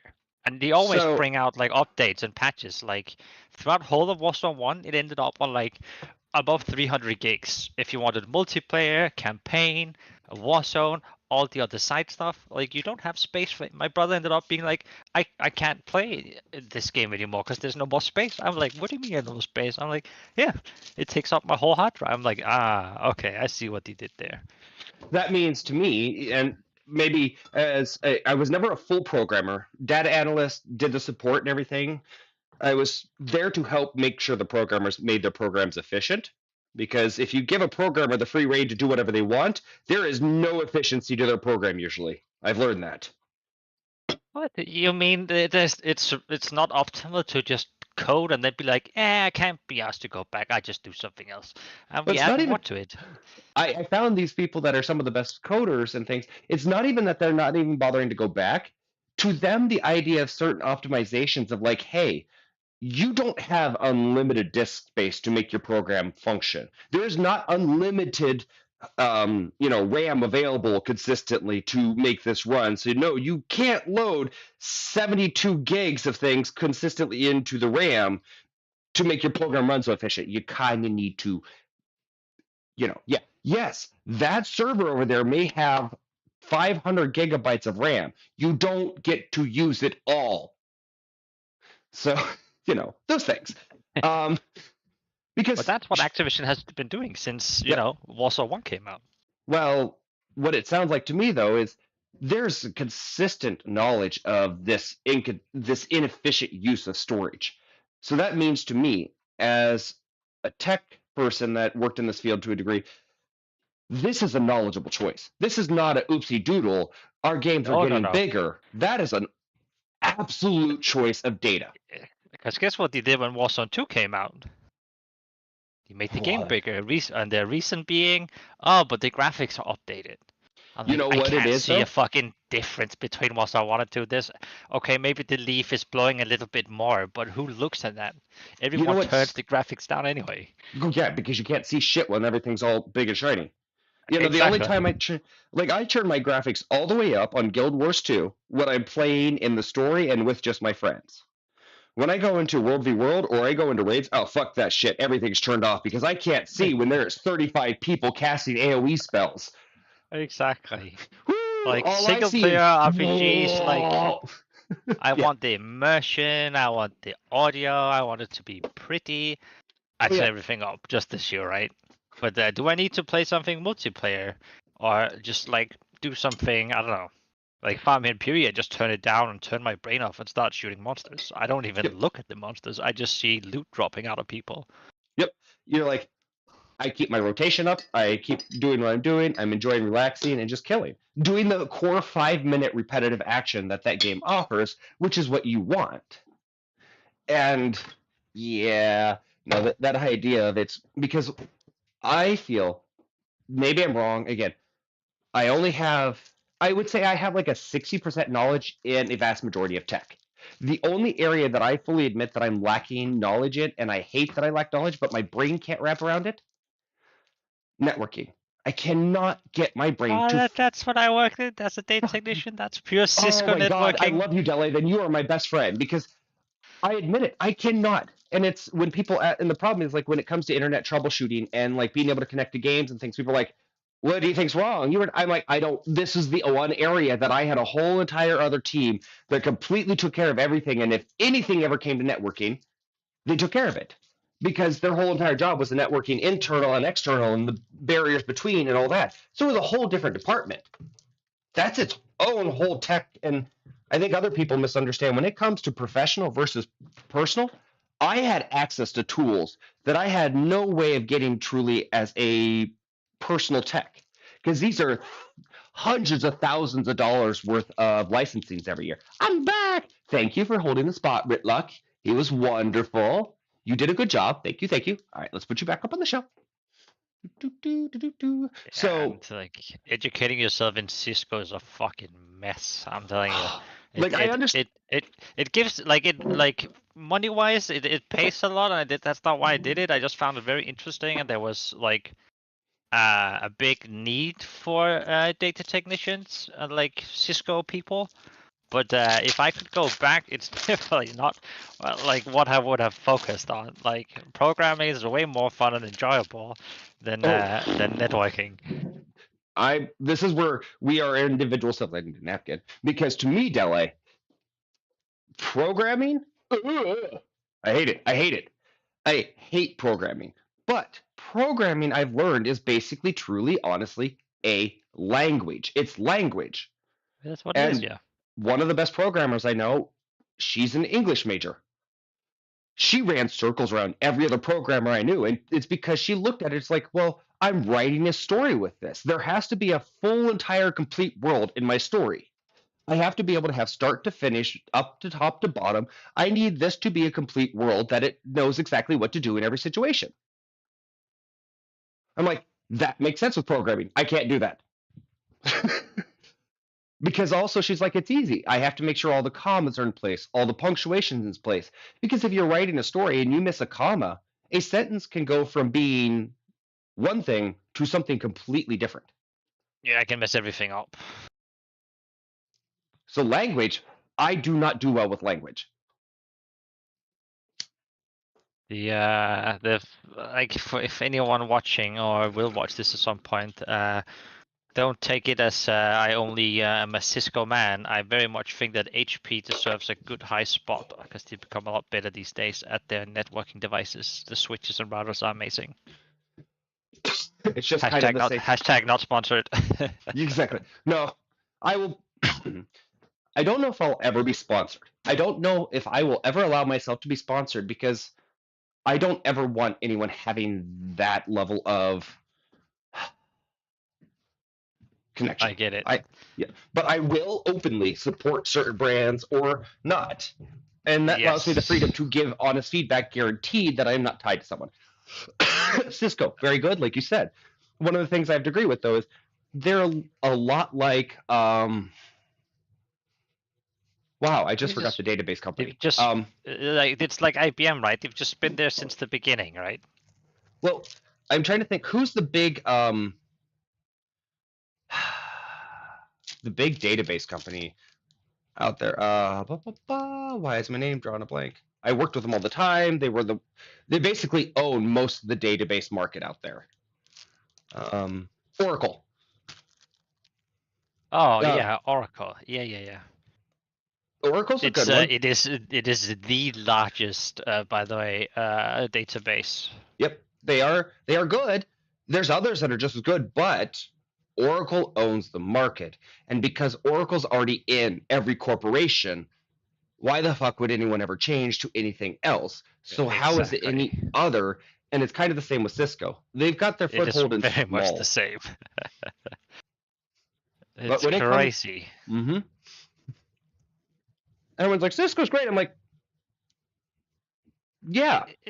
Because everything runs on it. You can't just swap a whole fucking, backbone of like all the companies in a country in like one go.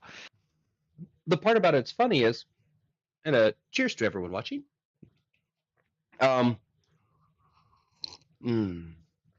first sip is always the best sip. When it comes to it, there is aspect that we could. There's easy enough that it can be done.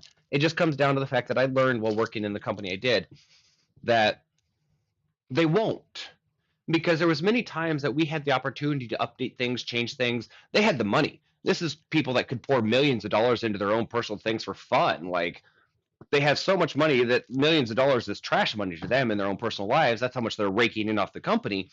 They have the money to update servers and spend the time and hire the employees to back update and everything, but they would always be like, whoa, profit first, and it's not the best.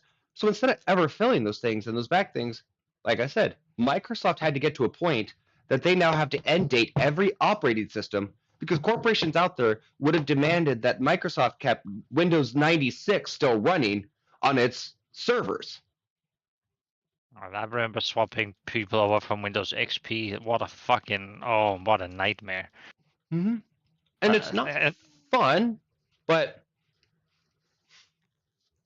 just damn update things, people. mm-hmm. There's a reason why new things get developed. It's more efficient. Now, I give on the other end, if corporations, it's kind of funny because some corporations are like, we're not updating. We know that's a bunch of trash. Well, how do you know? Because we do the same thing. I mean, because don't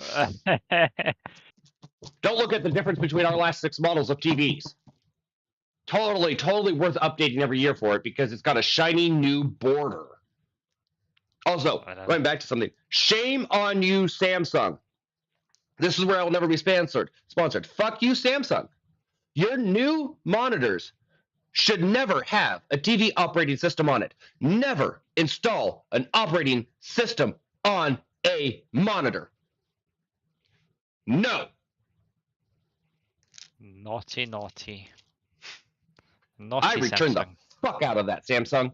I will buy other models, and if you do it again, I will make sure that I never, ever own a single Samsung fucking product again. Ever. Not that my opinion matters, but I will state it. Not that they're going to give a fuck as a single consumer, but I'll put it out there because fuck them. Because if I say it, maybe others will hear it, and maybe they'll agree. I need my monitor to function. I need to be able to see my BIOS. I need to be able to boot things. I don't need Netflix on my goddamn monitor. Put it on your TV's fine. I lost that war a long time ago. There's people that will just give up and not have any other form of entertainment system, and they'll just click on their TV on Netflix and have a button. Fine, I lost it. It's a TV. It's entertainment. But my monitor is for PC, and I need to be able to do functionality with my PCs. I build PCs. I install things. I need my boot menu. So fuck you, Samsung. Whatever executive decided that is a shitbag that has never touched a fucking PC. Rant over. Soapbox done.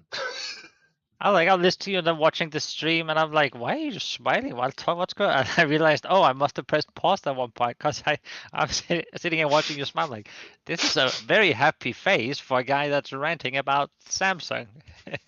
That is, so honestly, that's half the fun about it. At some point, I accidentally paused my own live view and I was sitting there and I was looking someplace. I'm like, I'm not looking there. And I look over. I'm like, but I was looking there. So it was this kind of, am I half a second behind every time I look over? So I had to stop and look. I'm like, no. I paused it. But yeah, I completely agree with you. The whole shebang they pulled with that monitor there, I'm like, why? What is the purpose of this? Why would anyone need that or use that? It makes no sense to me even developing.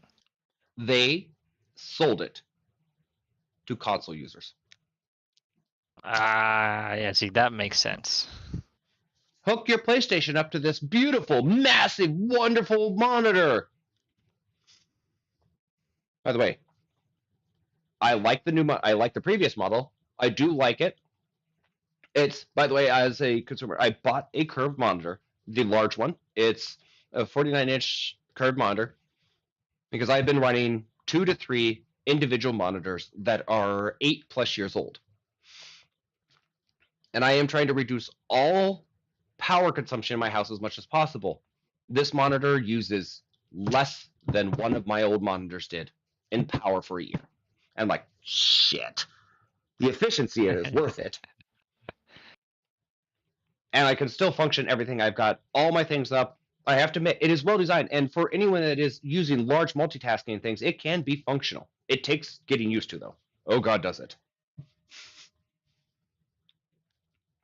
Yeah, if I could, I would have the same sort of setup in terms of like monitors. My problem is I just don't have the space for it. It is space hungry. I have my own little room down here in this area that I have where I can take up as much space as I want, and eventually, I'm glad the monitor's facing the way it is because there is no wall behind it still. We've managed to make it look like I'm not sitting in some kind of cell in someone's basement. So, My lovely, beautiful backdrop here. I eventually, actually, what I want to do is my goal is I'm building a wall on the other side that will finish out the basement. The wall they built, they did wrong. They put the drywall up, and then they decided they wanted a wall, so they ran the wall up to the drywall. So I have drywall stuck between the wall and the the ceiling board. So I got to pull that down, which means we have to pull all the power off the wall, and then we're going to rip that out, redo it, and I'm going to use my basement wall over here in front of me to learn how to actually learn the full process of plastering. I know how to do drywall, but I don't know how to that is plaster. a lot of work, Fluffy. That is one hell of a project. Well, and I want to do it because our house is built with all plaster. And I remember something from being a kid, that was a statement that's stuck with me. When I was 4 years old, we had our house moved from one state to another. Like physically moved? Yes. Huh? How do you move a? Oh, okay, yeah. It's because it's all yeah. I'm just I'm thinking like because we build houses a bit different. Like, how do you move? Like, you got to lift up Oh. all those bricks and like transfer. How do you move a house like that? So this was no small house, LA. They moved this like 200 miles or so. This was a 3-bedroom, 2-story house. And the guy's like, the only reason we agreed to move this is because it's built with plaster. He's like, we would have never touched it otherwise, wouldn't have made it. So that house was able to get on a trailer, and what they do is like, it was amazing to see. So they come in, and the house is basically separated off of the basement, and they basically run a bunch of cording under it across the whole under the beams, the floorboards and everything like that. And it's only certain types of houses that could do it.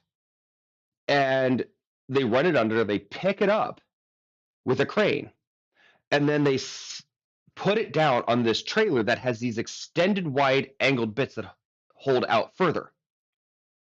Now this took a long time to drive because they go back roads and they go at a certain pace, and even when they're on the interstate and things, they run with the flashers. They don't do it as much anymore. It's not a process that's done really nearly as much. So it gets there, and they set it down, and the guy's like, yeah, no, wouldn't do this with any modern drywall. That thing would have fallen apart about 50 miles down the road, and we would have been SOL. This with plaster, he sets it down, and they get it in place on the basement and everything. There was one crack in one wall. That's In the pretty settling process. impressive. I just most of our houses, like vast majority of houses, are built with like brick. And my first initial thought was like, how do you move a house? Like, are you gonna lift all the bricks? What's going on here? How do you do that? I'm like, oh, okay, yeah. Houses are a bit No, no. different depending on where you live. I really wish we had a house made out of brick. Like in the theory, I never wish in the reality of the universe because I've learned wishing to the universe really gets me what I want, and that shit's never what I want or what I need. But when it comes to it, a stone or brick home really does a great job for absorbing and dissipating heat and cold, and it does much better. Now, if it gets cooling off, it can struggle to not stay cold, but it's not going to have as much shift. And if you're warming things up properly inside, you have that warm layer of stone that's keeping the cold from coming in. They did pretty good with the plaster designs because our walls are fairly thick. I don't know exact dimensions, everything. Like, I am not the dimensions person. That is my partner. They are not paper thin. That's Oh, what's no. like I could. important. What was disturbing to me in some of the modern homes that I end up staying in when I rented things, I could have taken a very long nail and pounded it through the wall to the outside. Yeah, This, I'm I- not going to run the risk. Like you're talking 12 inches plus of like possible distance that you're going to have to go to get to the outside. like So no it's- wonder like houses go flying when there's a little bit of a storm in America if that's what you're made out of. Oh yeah, and the other problem is like with that they've even gotten it cheaper and cheaper. It used to be the outside would be made with like plywood and sheets, 4x8 sheets of plywood, and that would become the exterior. And then you put a paper on it. Then you put siding on it. They found even cheaper material to make the outside walls out of. So it's even Nice. easier for things to go through, but it's cheaper and they can mass produce them faster and easier and quicker. I mean, you can still make a paper house look very beautiful. I guess that sells. That's all it takes. Is it pretty, Dele? Is it pretty? That's Can I all keep up that with the matters. Joneses? Just silly. Like, in my opinion, but maybe I'm just an old grumpy man. I like when my house is dirty and I'm gonna say made the old-fashioned way. Well, I agree. This is something I fully agree on. As my partner and I absolutely are advocates of doing things right. It may cost more, or it may cost more up front, but it means I won't have to do it again. Exactly. It's saving money in the long run. Even down to some stuff that I didn't realize that people would cut corners on that I'm like, no, this is nothing you should ever cut corners on. We pardon me. When we moved in, one of the things that we had come out and check right away is we have gas lines in the house. And I will say, I am an advocate of getting off of gas. I cannot afford to get off of gas right now. It will take more structuring and more time. Part of my domestic engineering is figuring out how to get us off of gas and what to do in its place and how to make it the most efficient. But we do have gas. So the last thing I want is the risk and danger of a gas leak or inefficiency or any of those things. Because if I'm going to be running natural gas into my home, it needs to be safe. I'm not going to skimp on that. So we had the process of replacing all of our. We had someone come out from the gas plumbing company, because plumbing and gas lines and everything. They have a department that does only gas. I love how I go to talk, and I'm so nerdy that when I'm used to talking nerdy things, I go to push my glasses up because I know they've probably fallen down in all the time I've been talking. Oh my god, I just did that on camera too. I'm wearing my contacts today. So yeah, pushing my glasses up is going to do me a lot of good. But so we have the guy come out, and one thing I will say, anyone who's watching, if you are hiring anyone that's a plumber, a AC, or any contractor or anything of this nature anymore, find the nerds. And I know it sounds as a nerd that I'm like, we're superior, look at us nerds. No. A nerd diving into a manual task labor like that, there's going to be a love. Just the way to go. It's the passion. That's exactly it, Nelly. Because every time I've had an experience with these people, the ones that come out have been the best people I've ever met and had done the best job are the ones that if you let them start talking about the field, they will nerd out on it. they will go hardcore nerd of like, oh my god, oh yeah. So if you're looking to update your heater and HVAC and everything, this is what's really the model. You know, they're pushing this, but okay, this model may be a little bit more, but the tech in it will save you this. There's all this things of technology. It's like the da da da da da da da. It's a little bit newer. There's risk with it. Like they will go on and on and on because they go to classes. They understand why it's there. They research it. They know exactly what people are saving. Most of the time, they just come out and they are dull because most people don't give a shit. Just replace my heater. Okay, what do you want? Cheap is available. Oh, okay, here we go. We'll see you in 5 to 10 years again. Instead of going, so I calling you out because my heater's, oh, by the way, my heater's working perfectly fine. I just need to know what my options are to start looking at now so I can get my heater to no longer be a natural gas heater and what I need to prepare for cost, what will be my best options, what it will take to replace all of the system, and how much will it be in the end. And to watch that tech's face go, oh, well then, let's talk. You know? He went from like, oh god, a broken heater or something that I'm gonna have to just, and for him to go, oh, you want to know the knowledge. You really want to know what's out there, and you want to know what your options are, and you really want the details. I'm like, yes. That person was here for an hour and a half talking heaters with me. I was like, cool, now I have an understanding. You know you Like- found the right person when you get to people like, oh, when is this guy gonna leave? That's when you found the right guy.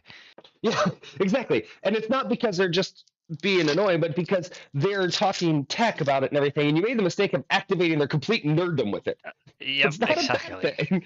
But now they are going to probably talk to you for the next hour, and that's fine. That's part of my domestic engineering job, is to take that time and be there and to learn all this stuff. I will never be a plumber. I will do base plumbing. I don't mind. By the way, Deli, that baking soda and vinegar thing, thank you. Oh, did you try it with the salt and vinegar stuff? It's so good. And I will say that I never had an issue like I have here, because here we have softer water, and I'm learning softer water clings to things more. Like you get more soapy buildup and more of that kind of gunk building up in the sink. Yes. Where with the hard water, you didn't get that. But if it built up in the sink or you got a clog with hard water, you're done, because it's just going to be calcified, everything stuck to the pipe that is just literally hard, crusty bits that if you try to get it off the pipe, you're probably going to break the pipe. So it's Yeah. been an interesting transition to move to different water. I'm glad the baking soda vinegar thing worked. It's just it's an old house. Well, it's my grandma's housewife kind of house trick.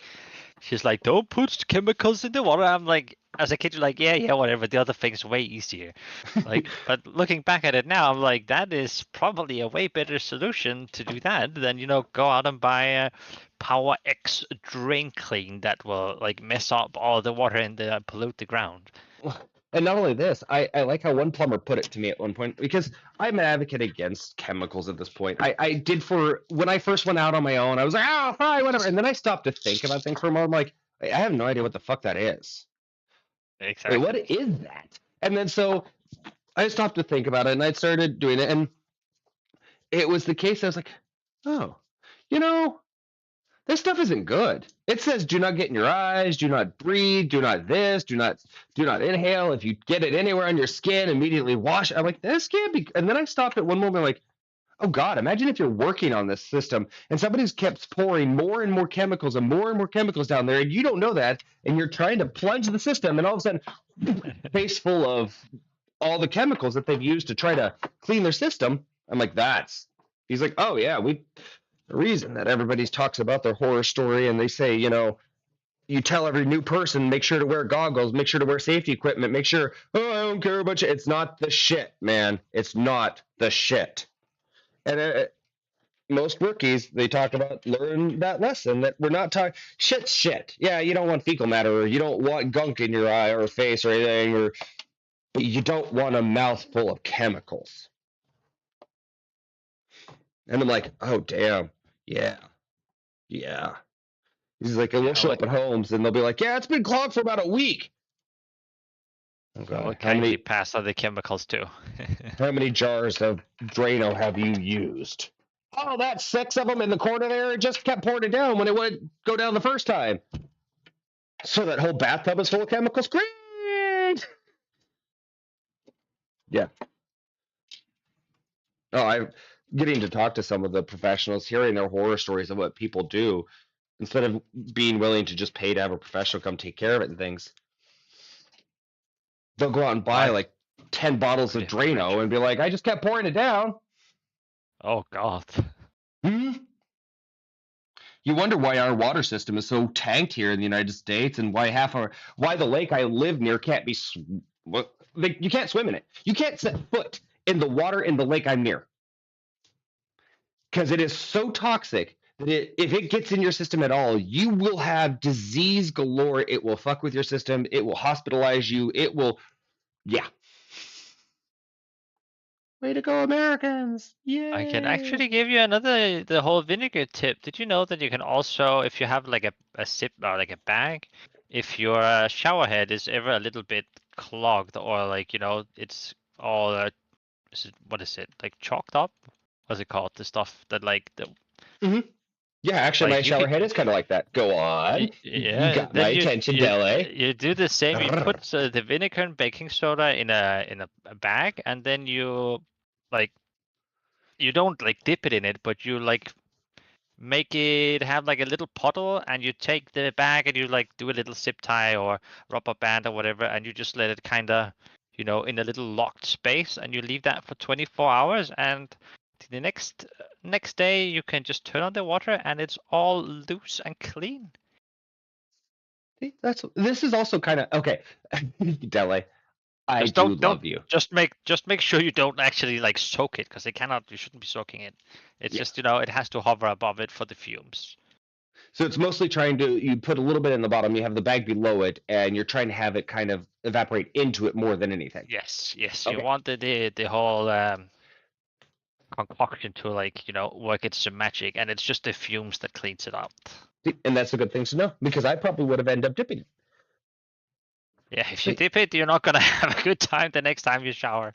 Yeah, that's what I was realizing. It's like that's it. But I was also gonna say, though, this is why I love having conversations with people, and why I want to, on days like this, even if it's not gaming or if I'm gaming and it's a single player, I love to have guests because there's knowledge to be gained across the board. There's things that we can learn from each other that we, is worth talking about consistently. And there's knowledge that how do you not know that something is something you don't know until you talk to someone? They go, "Hey, do you know this? That's a thing." Yeah, it is really so much. Like one small tip my mother gave me last time she was here, because I've started to really try to reduce, reuse, and all that and everything. And she's like, well, one thing her mother used to do, my grandmother, would be to save whenever something said butter a dish or anything. Well, what she would do is she would save the wrappers around the butter that she got and just throw them in the freezer. And anytime it said butter a dish or anything, she'd just grab one of those wrappers and use the rest of the excess butter off of that. I was like, oh, that is a really good use of that. And then if you want to be even more efficient, then you can take those wrappers and you keep them and everything, and you could use them to start, like they had a fireplace. So they'd use excess wrappers of butter and everything to start the fireplace. And I'm like, huh. I think So- we have different kinds of butter packages. Oh, absolutely. Ours are sold in a box and then in little wax wrappers for each quarter pound. Oh my, that How's yours sounds. sold? Well, it also can come in a pack. However, they don't come in sticks. They come in like 500 grams. Basically, like I mean, I guess you have Lurpak over there. We have what? Lurpak? It's a type of butter? No? Not It's very, very, I'm gonna say common, but it might it be is- European. it's Danish, but it's like used across the world. It's a very air quotes famous. It's probably because it's not classified as butter in the US, but some sort of milky product instead. I might know it to a degree, but it's not ringing a bell. But It is just it comes in these big packages, and it's all oh, is it like I just don't a big know chunk of butter, basically? pretty much. Yeah, yeah, It's okay. half a kilo of butter. That's like the normal pack size. So you can also come in some sort of alufoil kind of package, but they're like usually for baking. It's more salted. Yeah, see, that's people here. We're still dealing with margarine, so yeah. Oh my. Because there's still many people that I know that are like, well, butter takes it when you have it in the fridge, it's just hard and you can't spread it easily, and it's just so I just get margarine so I can easily spread that. That's so lazy. Like, just use real butter. Butter is like it's delicious. There's so much flavor to be gained. Is it a little bit expensive butter? Yeah. Is it worth it? If you cook something, hell yeah. Oh God, yeah. I would never. Okay, so there's only one thing that I'm considering using some margarine in, and I don't know about it. So somebody had talked about mixing a small amount of margarine or something additional into making croissants because butter itself doesn't That hold is enough to. correct. Okay, It so is margarine is very useful in many things. It also gives a more fatty flavor, which is nice in some things. I So use it in a lot of baking as well. I use butter in most of my baking, but the one that I notice that I cannot get the oomph to the roll that I want is croissants. They always come out, they're delicious with pure butter. Oh my God, they're delicious. But when it comes to that size and that texture and everything, Yeah, you kind of need it. every chef that I've seen and every video and partners looked into it, and we croissants is one of those kind of bread products that if you can make them, you end up feeling like this sense of accomplishment. Because a true big, fluffy, flaky croissant is it doesn't need other things with it. You can just eat it. You don't need jam, you don't need butter. You just pull it apart and the flaky tenderness of the croissant. It's a oh yeah. Sorry. I can I might have also had a couple. recommend like I'm not sure I should recommend it because it's not exactly as healthy as butter with the margarine thing, but you can make some sauces are like really well made with margarine instead. It's not everything, right? But you can use that instead of butter in some sauces and it actually becomes a really num delicious. Which again is It's fatty, it's not very healthy, it's a very different kind of flavor, which is why I said some. no, it's more the fact that this is why I'm not allowed to have sharp things. Oh, I found my sharp thing. I thought I lost my sharp thing. This is why they don't give sharp things to me, or also why other reasons, but we don't talk about those. No. No, those are no words. Yeah. Okay.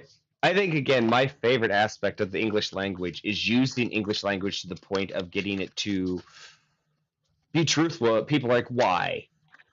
Because I realized something, and I found out a piece of detail recently, Dele. Yeah. I found out strawberries belong to the rose family. Yeah, I did the not know flower, that. yeah. Yeah. So the strawberries belong to the rose genome, everything.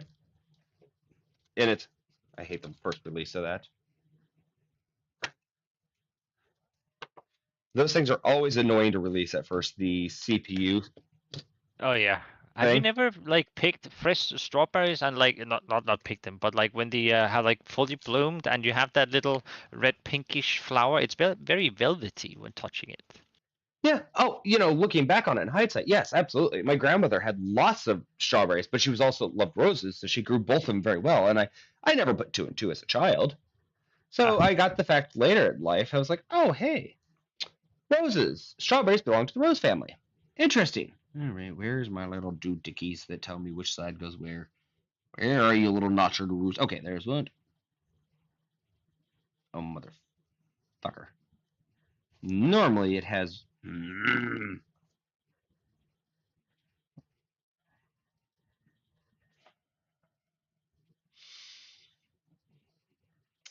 Did they make no?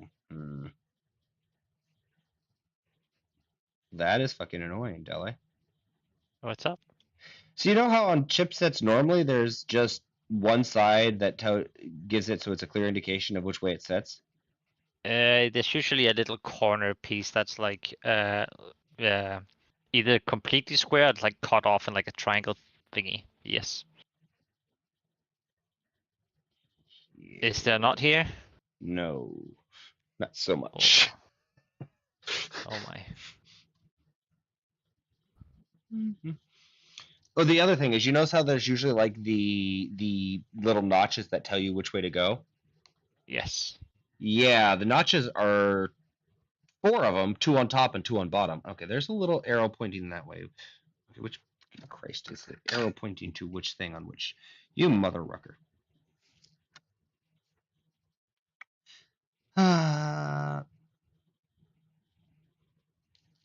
Okay, please tell me. All right, I think that's exactly it. There we go. That's probably telling me it right there. Yes. All right, so I did find their indicator. So they changed up the model, and you actually have to pay attention to the motherboard now instead of looking just basic Neanderthal at the chipset. So it's got 4 tabs, so it can only go up and down. There's a little arrow in the bottom of the chipset down here. That's probably not going to show up this far off a stream. I don't have a good setup, but down in this corner. I did notice when I looked at, let's put that side up. When I looked at the motherboard, there is a little down arrow on this corner and an X up in this corner. So that to me indicates put the arrow down in the fucking corner. If you don't, that's on you. Read the whole fucking card. So it's like my old school method of like, I could just look for the tabs. They made me look, Dele, and think. This isn't fair. I had an American education. This isn't what I expect in life. That's Painful. tough titties. It's always so weird putting the CPU in as how, like, that's in the way. I have to remove that. That how hard you press it down. Yeah, it's to the point where like this is gonna break. It bend. You're like, I'm bowing it. No, trust me, you do need to. It needs that pressure. It holds all the pins It together. does. It's that way for a reason. It's gonna break. Oh. It's the same when applying a pressure with the CPU cooler. You're like, Yeah. I'm gonna snap something in a minute. It's getting too tight. It can't be this good. No, keep going. No, it's gonna break. No, keep going. I'm scared, Commander. One thing I will have to say with modern motherboards is the amount of radiators on them. And some people, right, some radiators are just so poorly made in terms of like design because it has to have this edgy gamer look that, you know, I can't fit my damn cool on it because you have that motherboard radiator there and it pisses me off. Don't Yeah, I have was to look actually kind of fancy worried about fancy. that with this one, but I think my old one was a little similar, so I'm okay. Oh yeah, trust me. There are some of those things that I'm just like, can you stop over engineering my motherboard to a degree? Yeah, Right. I'm okay with radiators, but you don't have to look all pyramid shaped and Mhm. have this like Mhm. speedster like look. Just make it square for God's sake. I'm not gonna sit there and look at it. I'm looking at my monitor. Dele? What's up? That's kind of creepy. So But I was now, like, I gotta double check where the M2 is. I just literally flipped my book open and I had managed to land perfectly on the M2 installation. Like I didn't really? even flip for it. It was right there. I was It's like, oh well, that meant was. to be. Oh, yep. I was like, let me double check just where. Where would be my M2 slots? All right, so das is one of them. So I'll put it here. Put the video. Kind of funny to think about, right? When we just, let's say, 15 years ago, our hard drives were so massive and like on a disk, right? Yep. Word hard disk coming from it, like the spinny thing in it, right? Like, and now it's just this little like it's smaller than than almost the size of a, you know, Oh, for lack here, of actually, better compare, I like a Dele, cigarette, hang right? on. That's the size of it. I'm about to install it, so hang on. Let me get my sharp thing again. Sharp thing, sharp thing. I'm free to play with sharp things. Never learned the Like it lesson. is so tiny. Like I can have a pack of TikToks that's probably or whatever they're called, like that are bigger than a hard disk, which is crazy. This is still functioning, by the way, and I'm going to use it still because it makes a great backup until we fully process over to all solid states on our computer. This is 2 terabytes disk drive, Of like you were saying, yes, Dele. a regular old hard drive. I love it. This is 1 terabyte modern times. Yeah. And they coming up to like what? They go even higher, right? They're just way more expensive. Oh yeah. Well, To I the got point this where one it's like because I'm this is just gonna the operating buy system one. two. Yeah. I'm just gonna buy two 1 terabytes instead of buying 1 2. Like that's crazy. But yeah, But this like now the is, difference is crazy. they had these in 4 terabytes. I could have had a 4 terabyte one. And what I'll probably do with the AMD one, Dele, is I probably will do I'll do a 1 terabyte and a 4 terabyte. Because I will slap both hard drives on there. I'll put the one in there under as operating one, so it can always come in and out whenever I want. And I'll take the 4 terabyte one and I'll have it as the main storage. I love my M2s. It's such a great thing. Because then I don't have to worry about ever, running cables. All my drives are literally attached to the motherboard. Yeah, it's great. And also, like when you sit and like when I play with my brother, he hasn't swapped to M.2 for some reason. The loading screens are it's so significant, the speed. It's crazy. That's one of the things, like I'll admit it when it comes to Guild Wars. When I played, the load speed of small things, the micro things, like how much I can get from my solid state onto, and I do have slightly larger RAM, so I have the capability of having so much. I shouldn't have the liquid over it. Bad practice. Don't do as I do. I'm not a professional. Do not drink liquids over tech. Bad idea. Very Bad idea. Don't do it. Do not tempt the gods of tech, for they will smite you. Ooh, this is Ripple somewhere. Okay, but so it's the case that then I can get rid of the cables. I can swap them, and the load screens in Guild Wars allows me to easily get in and out things faster. And with a slightly larger amount of RAM, it just is amazing how much additional storage speed comes from that direct connection that it doesn't even have to go from a cable. And cutting that out right there is such a massive, significant difference. Yeah, it's really impressive how long people. Do you remember, like that's also many years ago when they like tried to push us? Oh, buy this external hard drive. It's way easier. I'm like, bro. Yes, I was a victim of X commercial, so I ended up having one. I'm like, what a useless thing. Just buy an extra internal. yeah, don't worry, Dele. I did the same thing. I'm like, yeah, it'll be great. It'll be great to have all my externals. I can take it. It'll be backup. Why? Yeah, Now, exactly. Why? Now, I will do. One of my goals with the household that I have is to take one of the excess PCs cases I have eventually and turn it into almost like a household central database storage. So I'm going to build my own central external database, but it's all going to be internal hard drive still. Yeah, I mean that makes sense. It's just I thought just reminded me of the days where you had these, and they had to be powered as well by like you had to plug it into a socket. Oh, So God, silly. yeah. Oh, I remember that. I was like, I felt victim to it too, and I was like, this is the dumbest thing. I don't need it to be external. I just need it to be a hard drive, and I can just keep it attached to my hard drive in my computer and be fine. Yeah, no, advertising is good. I mean, these days, like I will always have a USB stick laying around just because I have one with an OS installation on it. I have one with like BIOS updates. Like those I can't get rid of. But like, they're always good to have like a little USB stick, and they're not that expensive. You know what? That's gonna be my tip of the day to everyone out in the wild. Get yourself a USB stick with an OS on it.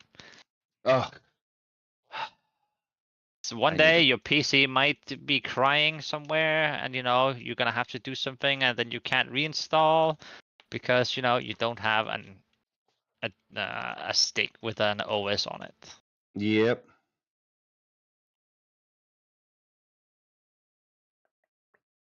Install the bundle to rubber pad. Oh no, I don't need that. I'm also impressed of how cheap space disk space has become, considering that it used to be very expensive to have a lot of storage. Oh, gosh. That's the other thing with it. Yeah, storage used to be so expensive, and it was like,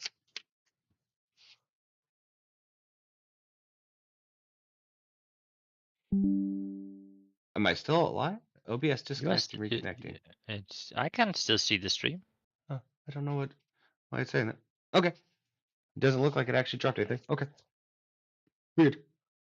And everything looks like it's in excellent connection.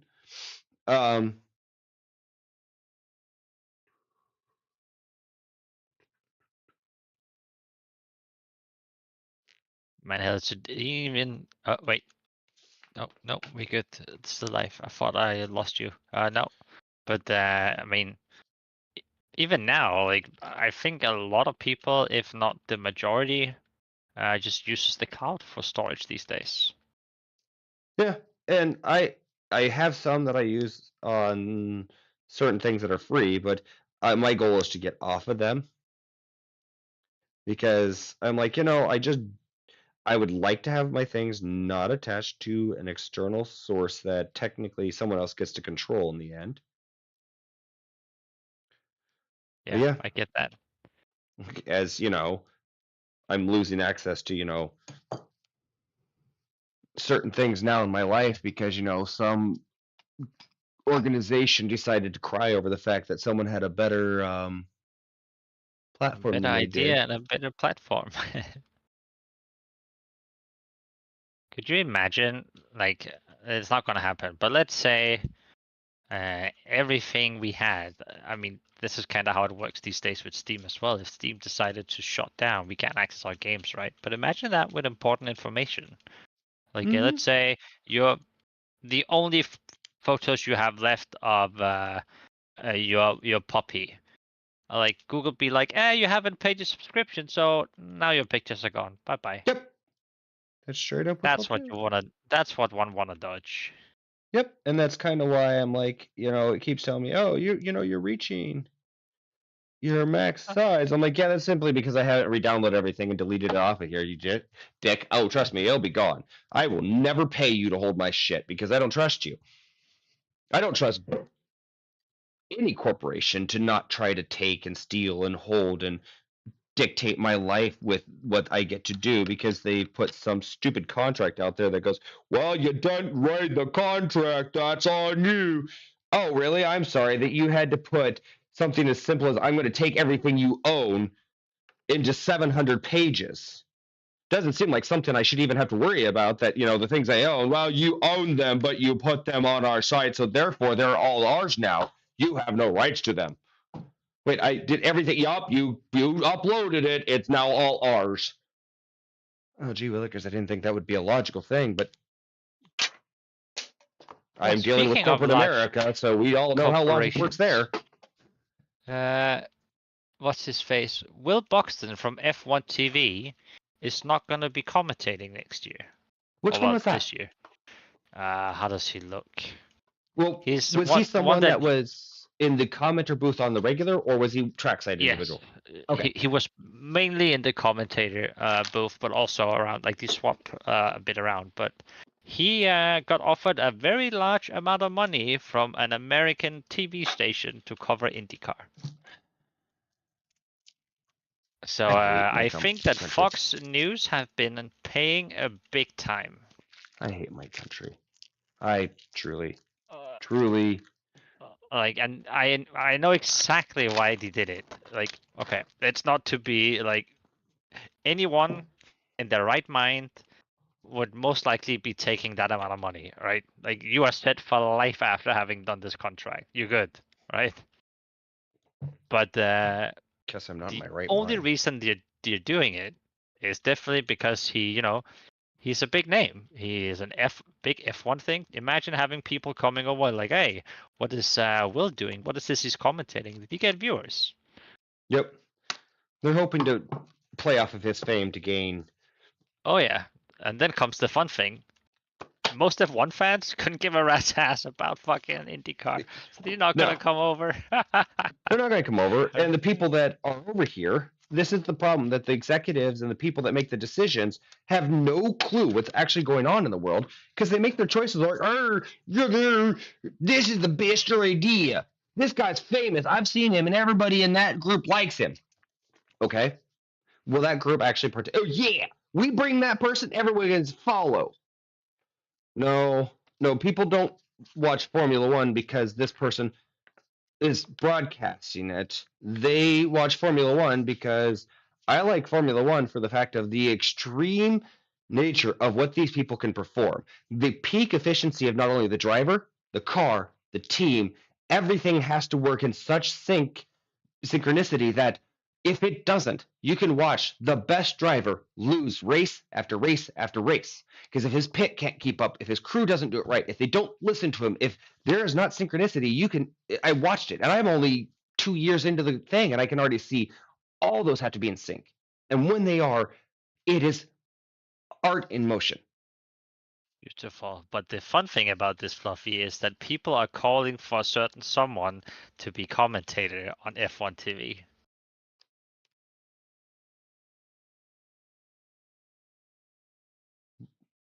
Who?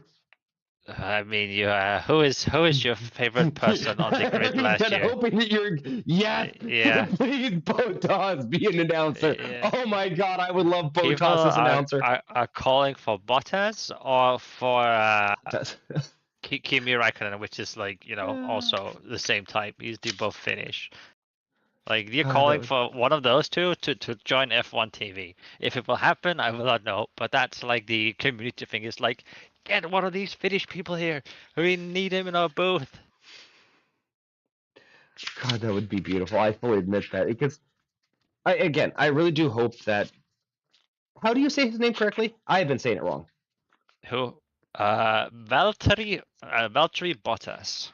Bottas. Yeah. Okay, Bottas. That individual. That's the thing about it. I feel they would make a really, really, really good person to stay in because they have the capability of. Okay, there it is. I thought it was going to be those. Just checking which ones they want as their primary first installation of RAM. They've made building PCs so easy at this point.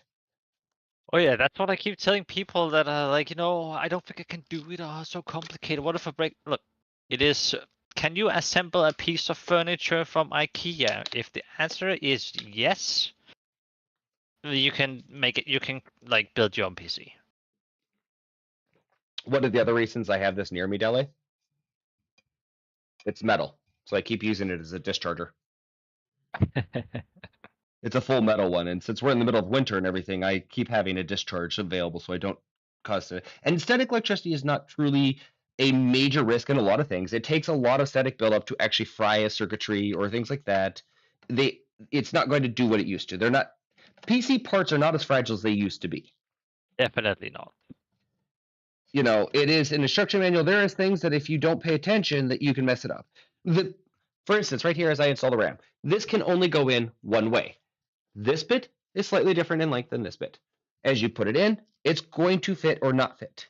There is no, did I put it wrong? And then it's in the same size and it doesn't, and it's not working. Well, you fried it because you put it in the wrong direction. CPU, still things you have to pay attention. That's one of the only components that I say that they still are like, no, you need to pay attention. Yeah, that can be iffy. You break a pin, your CPU is gone. But it is a lot. Oh my God, it is so much hard. Now that they have the now that they're not actual freaking pins anymore, Dele, so much. Yeah, I know. They're so Oh. microscopic that they're not like long and sticking out anymore. They're all the little flat plates almost anymore. The Intel has gone to flat pin systems, which is I have had to fix pins on motherboards, and that yes. Yeah, Anyways, the people you like back then, you like trying to put it in, and it's like, it doesn't fit, and instead of like picking it up and like putting it down properly, they just try to wiggle it in. I'm like, bro, please. please stop, please stop, please stop, please stop. Yeah. Yep. Yeah, but like this slides in, it clips, you're in. It fits. It guarantees. Now I'm okay on this because I've got a cloth and a safety, so none of this stuff is scratching anything. It's not hurting anything. I am being mindful. I would recommend if anyone builds a computer, put down a towel, put down things like that. Give yourself some cushion. Make sure it's cotton so it doesn't do conductivity. Don't put down like a fuzzy blanket because that would be you don't want fuzzies. But yeah, everything just snaps in like this. Boop, boop. And then I know it's in because it clicks. And it's in. It's all clicked. It's in. Clickety click. Yep. There are certain parts that, yeah, you can have base. For anyone that I would say that is unsure of CPU fans and heat sinks, if you are building a brand new computer and you have some extra money that you can put into it and everything, and you're unsure what you need, go with one of the all-in-one liquid CPU cooling systems that are out there from companies like I use Lian Li's recently. Beautiful, loved it. I've used Corsairs, love them. There's plenty of them out there that are really good now in the all-in-one CPU cooling system. The big thing about them is you will never run into size issues. You will not have an issue, especially if you go with only the 2-fan system. That'll fit almost every CPU case. So if you're ever concerned on size, they are an extreme thing for efficiency, and they do work really well to cool the system off. And I'll say I will find personally that I can build a air-cooled system that will cool it even better than that heat sink will if I run my fans correctly. But that does take a bit more knowledge. Would you agree or disagree, Dele? I will agree that if you are gonna build, if you are not knowledgeable enough how to make a proper airflow, and have the right case for it, do not go with airflow. Get the modern all-in-one. Yes, they are more simple, easy accessible, and the cost is about the same. However, if you are a bit more fanatic, you can definitely go with the air, but you need the proper setup for it. Otherwise, it's gonna do worse. Yeah, and that's one of the things that I'm looking forward to playing with the AMD build that we're going to go with, is we're going to start working on getting a true airflow case. And we're going to get high quality fans, and we're going to play with how cool can we get AMD with airflow. Because if we're going to run the GigaChad for fun, let's test it. Let's push it. Let's have some fun with it. That type of mentality. You remember that I did that with when I got the graphics card? I spent like 4 or 5 days just trying to overclock it for overclock's sake, see how hot and cool I could get it before it told me this is a bad idea. Yeah. It was great. I like the little testing things like that, like see how you can optimize it. It's not because it needs to, because it's definitely overkill. But I like it. It's a little hobby thing, right? Yeah, this is the part when it comes to overclocking. For most people, I'm like, nobody needs to do that with modern PC stuff for a lot of this. It is not at all. Oh no, overclocking is a pure. And anyone that's like, oh, but did you overclock it? Like, you don't need to. Like, that is the unlocked CPUs, the ability to overclock. All those things are for those of us that really want to just hobby nerd out. Exactly. Outside that, this is where people, I think, because there's so many people out there that end up talking a lot of big fancy things when it comes to it, and everyone's kind of gets scared of like, oh god, I don't know anything. I don't know how to overclock anything. Well, honestly, the truthful thing is anymore, it's not as complicated as it used to be. There's literally a button in the BIOS that says, do you want to overclock? Yes. All right, we'll set it to all standard overclocking saved features. Now you're overclocked. Yep. Boom, you're good. Yeah, today, even if you like overclock it, like the parts are made in a way that there's an OS or little system on it that it will literally turn your PC off before it melts. Not like back in the day where you're like, oh, I overclocked it too much. It smells kind of burnt here. Yeah, or it has the feature that if you try to overclock your RAM onto a power setting and things that it can't handle, it's going to shut it off, like you said, because heck of the days it'd be like, sure, you want to do that, okay. Don't know why you want to do that to your RAM, but that's going to fry that. I Yep, knew. you're like, and your hardware's gone. Yep. Because I knew more than one person's like, haha, my thing's running so powerful, it's amazing. Yeah. And I've done that with a few PC components back in the day. Yeah, I will say I got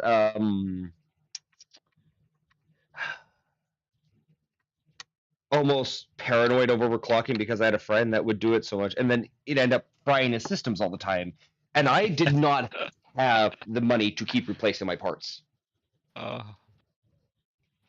Yeah, I got to a point too where like I cannot afford to keep doing this, so I'm just gonna keep it pure stock, and I'm okay with it. Yeah. Yeah, no. He could afford to replace parts and things. I could not. I was like, nope. Oh, now, thank you. This may be, if anybody was here at the beginning or watching earlier and saw it and everything, I was struggling to get my video card out because they're getting bigger and bigger. Oh boy, I can get 7,000 graphics out of it, but I can't manage to get the parts to actually be functional and smaller because God only knows why. So it's hard to get your fingers under there and unlock it. This motherboard has given me a button all the way away from where the video card will be so I can actually release my video card. So I know it seems dumb, it is small, but since the video card companies don't want to take any freaking time to reduce the size, at least this motherboard is willing to accommodate us. Sorry, what you guys said, Ellie? And I think it is it's also a feature that makes you come back to this brand, right? Because you're like, hey, this is very convenient and neat. Why would I not support this, right? Yep. This small feature here saves me a lot of time and energy. That was wonderful. It's little because everything else on this is going to be basically standard. I've got my pins, my setups, all my connectors, everything I need is all in the standard place, and all that's just going to be basically standard. The one thing that ends up being a unique feature is this little thing. The other one that I don't know if this board has, which I haven't looked at all the things that come with, but there was one thing that boards started to come out with that I wish more of them would have. This one does not look like it did. Dick wheels. Minus points for that. Motherboards. For the love of all that is holy and sanctified, please start just making it freaking standard that those pin setups that we have to insert for the power switch and all that comes with the adapter that we can plug them all in and then plug it directly in. Because plugging each of those fucking pins in is the dumbest shit that we're still fucking doing. Great. I can't believe that it's not standard in motherboards at this day and age to have an adapter that we allow ourselves to plug those into. Because taking all those, yes, I understand maybe your little thing is different, but all those things are the same on every CPU case. So now this motherboard, though it has this button, I have to plug all those little freaking things in by themselves because it doesn't come with an adapter. Dumb. Dumb. Oh, but that's on our deluxe luxury edition. No, no, no. Do not make stupid basic needs a deluxe luxury. Sorry, I'm done, Delphi. No, I agree. It's so silly that some of these, like, this should just be standard practice. Why are you making me pay for this? Don't tell me somebody out there went patent on it and said, oh, nope, we patent the idea of having a plastic adapter to allow you to plug things. If you did. Like, it is just the thing is, right, a lot of companies also forget that if you make something not necessarily free, but like, well, actually they should make it free. We'll just say free. you're probably going to come back to it because the competitors are just asswipes and demand more money for a Mhm. feature that is literally free. Yep. And then the more people you get coming back to your product, the more you can develop to offer to your people, the more you can do that allows you to develop more and expand more and develop more and expand more. And that is how you can get ahead of your competitors, is just bringing people back to your product consistently because of the fact of the superior product you offer. Hey, get out of there, you driver of screws. Shoot, back. Anyways, yeah. I agree. And that's kind of one of the things that I was talking about earlier, Nelly, when I said I don't like the fact that I can't say other competitive platforms on platforms because, well, that breaks it. No, all it actually does is make it so this platform gets to dictate what I say, and it makes it so if there's any type of competition, instead of them just being a better platform, they make it so, well, we can't talk about how the other is better in something because then it violates their terms of contract, and it means that I no longer have the right to use their platform. So how are they going to, why would they ever get better if they can just dictate what I can and can't say about their platform? Do better. Silly people. They should do better. And that's kind of been my mentality with things. And I've always had the mentality of and it's not as simple as just do better. I know we as a world struggle and we have to work together and everything, but when it comes to these companies and when it comes to making a business model, I absolutely, every time I've ever done anything business wise or been in it, I've always had the mentality of, well, we need to just be better than the competition is all. It's not like, oh, we're great and everything. Keep advancing, keep discovering, keep trying, keep thinking of new things, keep working on making a better company. And therefore it just makes it so the others, either they have to get better themselves and everything gets better, or we win. There you go. Quite simple. But no, the amount of times that I would watch, even in the businesses I've worked in, where they're like, yeah, okay, what we're going to do is basically trash or block the other competitors from having a chance. That doesn't, what? Yeah, we win. We're better. No, we're not better. We suck. Because if we can't manage to win by actually competing, then don't we lose? Yeah. Oh, yeah. But Some when things we there's just shouldn't question, or well, they would like to think so, that we shouldn't question it. it's better for them if we don't. And Exactly. it's kind of interesting when I talk to people about my work and everything. I've had people that I don't discuss it much. I don't talk about what I made. I don't talk about my income with the average individual. Nobody needs to know what I've made, what I haven't made. But I will say that the company I worked in definitely was one that had an opportunity to make a shit ton of money. Shit ton of money. And I realized that doesn't matter how much shit ton of money I make. The guy paying me is making shit ton more than I am. And I'm doing all the work for him. And that man's turning around and doing horrible things with the money I'm making him. So no matter how much I do, no matter what I make, no matter what I am, I will never be able to be worth anything compared to him. And I'm like, I'm out. And the part that was interesting is in leaving said company, I discovered how terrified they are, honestly, of an individual that they cannot manipulate with money. Because they first offered me almost double what I was making initially. And then after that, they tried to triple that. They're like, well, how about this much? I'm like, no. They kept trying to up the amount. I'm like, wait, if you could have paid me this from the beginning, why haven't you shitbags? And that's something I basically said, if you could have paid me this from the beginning, why weren't you? If you could offer me this amount of income now that I'm threatening to leave, where was that shit on the fucking negotiating table when you were hiring me? You could pay me that much as a threat to leave. You could double, triple, almost quadruple my fucking income to the point that I was going to make ungodly amounts for being a lazy shitbag. Where was that money to begin with? Oh, guy up top was making, he didn't want to cut out of his, and even though that would still not cut out of his, because if it's still within their budget to pay me that much, And then it scared the hell out of him because I walked. And said, nah.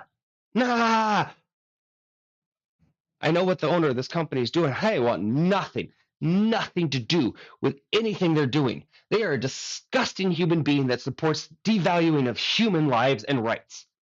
No, you can't pay me enough. So when it came to my unemployment, 3 lawyers rolled up, plus their head of HR, to deny me my unemployment. And my claim was that they did not create a safe work environment in the post-COVID environment because of the unhealthy, unsafe practices that they were doing, and I did not feel safe. And they show up to the court hearing for my unemployment with 4 people, and the judge sits there and says, due to COVID restrictions, you cannot have this many people here. And they argued and argued and argued and argued and argued. Well, sitting there arguing, none of them wearing masks. And they said, well, what if we all decide to wear masks? And I'm like, how does this not win my case that they're unsafe if they bring 4 people to a court case that says you cannot have this many people and none of them are wearing masks initially, and then they argue with the judge consistent? I'm like, at what point does this not win my case already? No. But because they're lawyers, 3 of them, 3 lawyers to deny me my unemployment claim, which I had stopped caring about because I had filed the initial, and then the only reason they cared was because all my unemployment was being drained, not from me. They didn't even look into it. Oh no. In the state, my unemployment account had been hacked and someone else had taken all my unemployment funds. I didn't know that. I couldn't access my account. I didn't even know anything was going on until I had my company come to file a suit against me. I'm like, what the shit's going on? They were able to roll in with 3 lawyers. And I'm supposed to somehow, with unemployment money, find a lawyer and have them defend my rights to unemployment. Crazy system. Scared the fuck out of them. There's no reason they need to roll up with 3 lawyers, but if they lost that case and they were claimed unsafe by mine, that means that if anyone else claimed unsafe, there's already a precedent within the state that anyone left and claimed unsafe in that company gets rights to their unemployment. So they had to shut my shit down because if mine went through, that's a precedent and they couldn't have it, so everyone had rights to the unemployment. American law and is scary. Oh, it is. Anyone who thinks the law system here is actually helpful has never been on the receiving end of it or been involved in it in any way. I'm like, oh no, law here is disgusting. Let's be honest. The American law system is ass. It's pay to win. Very much. It's full pay to win. Because when I technically have $12,000 sitting in small claims court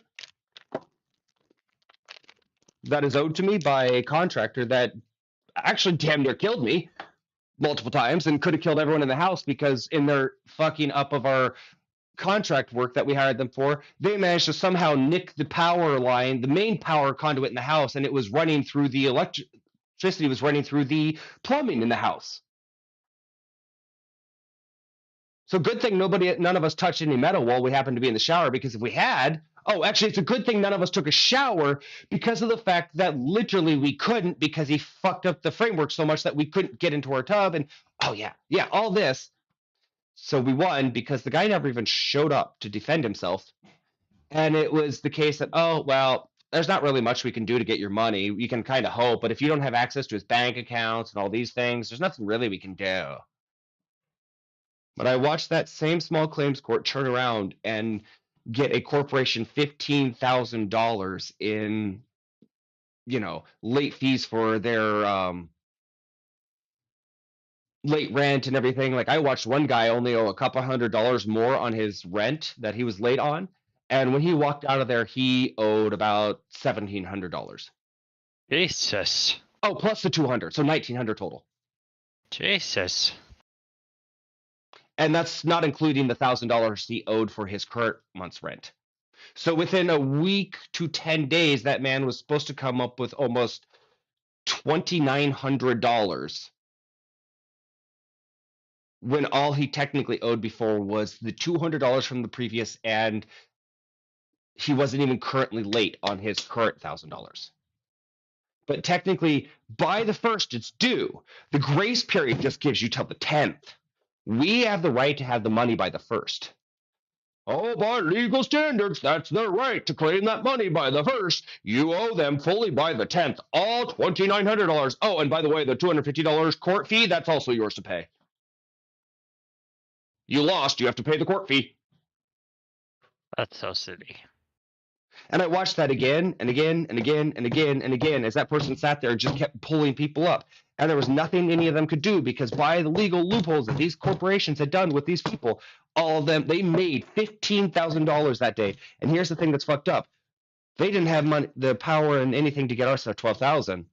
Even though that contractor has to file every year with the state to get his license, there's nothing because, well, this was county and that's state. There's nothing we could do. But the sheriffs could roll out and lock these people out of their apartments the day they were passed and being evicted.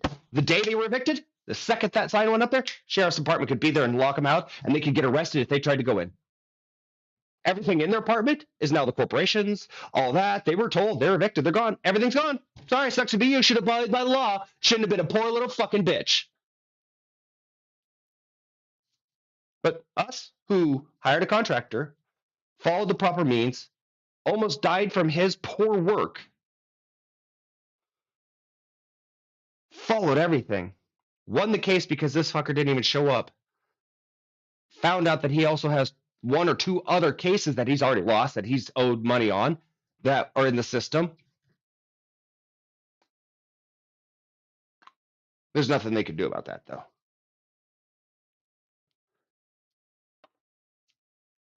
I'm like, huh? Oh, yeah, that's not what we can do about it. Just not what we can do. I'm like, how is there nothing you can do about this? When this man has to, well, that's state, this is county, and, you know, we only got our sheriffs, and there's only so much we can do, and, you know, we can't track everyone down, and the excuse after excuse, but they could sure as shit hurt the poor people.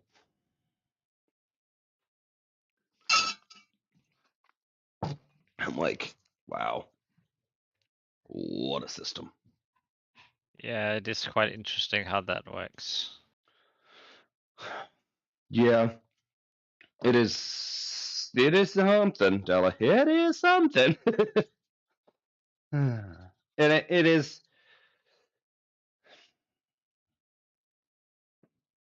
I will say the people that I have met that argue in the defense of it are people like my sister that I don't talk to, that happen to be landlords themselves, that happen to be people that sit there and justify their own justification of owning property and why it's okay and everything. And I'm like, because what? You do the same thing to someone that was in that situation, but you can't imagine what it's like to be on the other end of it.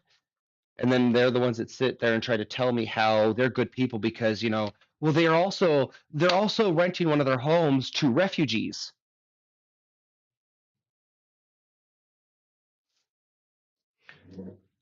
So pause on the statement of you're making money on someone that literally has lost everything in their life and is fleeing from a place that caused them to have such terror that they were willing to give up every single thing they know, own, and feel comfortable with. And you feel like you're a good person because you rent to them?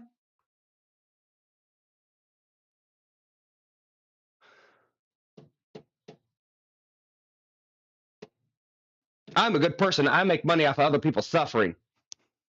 Well, it's not that. It's and I was talking to my mother about that when after she talked to my sister, and I was like, so what she does is she makes money off of somebody that's lost everything. Does she let them stay there for free?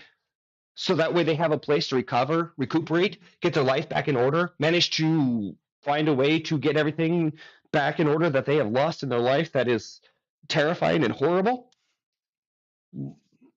Well, I'm not sure. Or does she charge them full rent?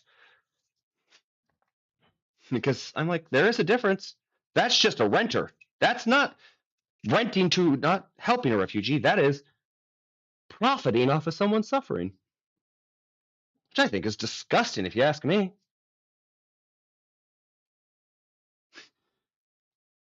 I agree. It is messed up that you can, you know, have technically like power or control over someone else like that. Yeah. And that's been the conversations that I've been having with people here, that having to challenge the mentality of many of the people that live here, because they've gotten so accustomed to what they consider standard that it's like, no, that's not how life should be. So Deli, quick question for you. Do you think I should have my fans with my heatsink here running to run air all the way through it, or pull opposite sides out? The white fans I'm looking at is the front, all right? Yes, this is the front. Yeah. So and here's my heatsink. they're pulling air in, right? I will double check. I believe they are. They should be I set up hope- that way. Yeah, I hope they are. They should be pulling air in, and then you want the I can't see the top of your case there, but I would be pushing the air out the back, because I can So- see your PSU is your power supply is like covered, right? Yep. So power Yeah. supply. Power supply is down here, bottom. Yeah. That I is like I see have- this like a shell above it, right? I will show you the fans I have. It's time that to a start bringing these Nocturne? back to put them in. By the way, I really like. So somebody introduced me to this brand, Noctua. Yeah. That's what I was asking. Here we just call it Nocturne. Okay, Noctua. Yeah. Oh my god, I love this brand. It is probably the best air cooling brand there is, and I say Yeah. probably with like it's a 50-50 between two brands. It Who's is the other that you? well, Cooler Master has some, like it has one specific good air fan, but I feel like you're paying for the brand more than you are for the performance these days with Cooler Master. All right, so let's see. So you want the air coming in from the front and up out the top. I would actually very much like it. Are we talking from the CPU fan? I'm talking case fans here. So we got these, Case and fans. yes, these should be coming in. I double checked it, so yeah. Case fans, I would like it to come in from the front, and now that your PSU is blowing out below in the back, also depends on where your PC is going to stand. This is how it's going to be covered, but usually I like having It's in it the pushed open. out the back. If you can fit two air fans, right? You have one shooting out the back and one shooting out the top. Well, there's going to be two on the top and one in the back, actually. So there is 6 fans total in this Dele, so it's got a lot of airflow. Oh, very nice. Well, then it comes down to, oh, but that heatsink you have on be crazy. Right? Yeah, it also depends on what kind of CPU you have in, because some CPUs like go very, very hot, and then you want all the fresh air to shoot right into your CPU fans. It's an Intel, so it's not as much of a heat issue. No, It's the 1400 series as well, so it's kind of up there. It's not as much of an issue with it, definitely. Yeah, because we have to keep in mind when we shoot air in from the front, as much as we want to get rid of the air, we also want some of the cool air to hit that CPU sink. That's what I was wondering. Like, so I'm putting the CPU heatsink is going to be facing this way. Let me see here on live. And so what I'll do is I'll turn the case so I you can can see only it. see. Yeah, let me see where we you're go. gonna turn it. So the CPU heatsink is going to be facing this way. Can you see it better? Yes, maybe it's a little bit chopped off at the top, like that. Okay. There so we it go. Let me blows pull it that back. way. Yeah. So You just want to make sure that fan shoots out the back. this fan is going out that way. It is going towards the back. Now I have one more fan to attach. This is the one I was thinking about pulling air in on this side from the front to let it come in. But you want airflow from both sides? Well, no, because this is pulling air out that way. It's shooting it towards the back. This fan is pulling air off of the heatsink out towards the back fans. So this fan I was going to have blowing out the back. This Yes, fan should is be an blowing out the additional one I back. have that I was going to have on the front side of the heatsink, pulling the air into the heatsink from the front air coming in. Yes. That's Air, what I was thinking. air front heatsink, and then the other one shoots out. Yep, that's what I was thinking. Yep. Yes, out the back. It's just I- I remember one time, you know how the fans you can take like in and out for like cleaning, right? I put the fan the wrong direction, so instead of taking the air in from the front, it shot the air back out. I'm like, bro, So you get air This going is both the- ways out. like why is my CPU so hot? What's going on? Oh, it's just circulating the hot air between them. I love it. Oh yeah. This is why I tell people that if you are building one from scratch and you're new to CPU building and case building and things, go with the CPU liquid cooler because it will save you time. It is pretty Do the easy other to ones. it'll be easy to find instructions how to do this. Most of them actually come with it. I don't know where my be quiet like case thing is. Like I have a thing that tells me all that where to place the fans in the best direction, but I don't know where I put it. It's been years, so who keeps instruction manuals? Come on. Actually, it's in my filing cabinet somewhere, and I'm being lazy. But yeah, there is a bit of flow. Like pull air in from the front, push it in. Like you're saying, Dele, I'm going to have these fans pulling air out up, so it takes the heat off. This one in the back is going to be pulling air out, so it creates an airflow of in and up. So Yeah. shoop. And if you really are looking to do airflow and air things, there is plenty of if your case is an airflow case, usually they have guides on the instruction manual of where to place fans, what direction to place them for the best airflow, because a lot of those airflow cases have been tested. The companies have spent time going, this is the direction you want air to go, this is how you want it to pull, this is how you want things to go. So Yeah, I've They even don't- seen some of the modern cabinets or towers change shape. So there's like a corner piece where they grab the air, which is actually very clever. So it's not like a square anymore. It's like you have this little, yeah, what do you call it? Like a diagonal little side to it, where I've air seen comes that. that way. where the angle of the case is, I saw some of those at the store recently where the case was angled on the side. I'm like, huh. So instead of just that is- directly in, Yeah, it comes from the side. It's very clever. That way you can get a quick hit to the CPU. The fun thing is though, the majority of PCs use the all-in-one, so it's kind of pointless having the air come in there because there's absolutely no reason for air that way. yeah, it's kind of funny some of these things that they're building that for those that are taking advantage of it, we're like, wow, that's ingenious. I love this. And for then those that are all in one, it's pretty, it's cool, and I guess that's kind of the thing. At least they're designing something that the all-in-ones can still enjoy instead of it being some Yes. of these really horrible chunky cases that some of those old Air ones were that were like, yeah, it's an Air case. Oh, we can tell. What do you mean? There is only mesh, and dear God, what is that? Well, it's the space that allows all the air. Yeah. They've definitely gotten better at it, though. Definitely. I mean, it's not like, I remember at one point they had these compact mini PCs. I'm like, this is the worst idea ever. Why? I get it. It's small. It doesn't take up a lot of space. But you know how hot that gets in there? That's like the same. I could cook a fucking chicken in that little Yeah, case. I It's know. that hot. I am aware. I built one. I'm like, this is a horrible invention. Who came Trying up to with cool this? those things off. Yeah, no, that was a no-go for me.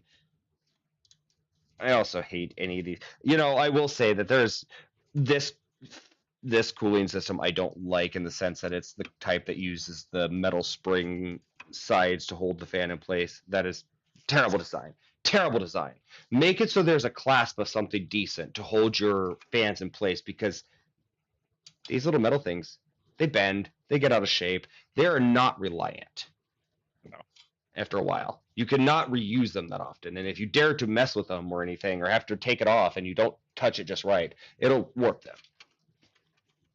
So again, that's why some of these things where it's like if you're new to it, there's certain things that I would recommend getting, and it's worth the upgrade. Yes, a airflow heatsink will cost you less. Yes, that's the honest truth.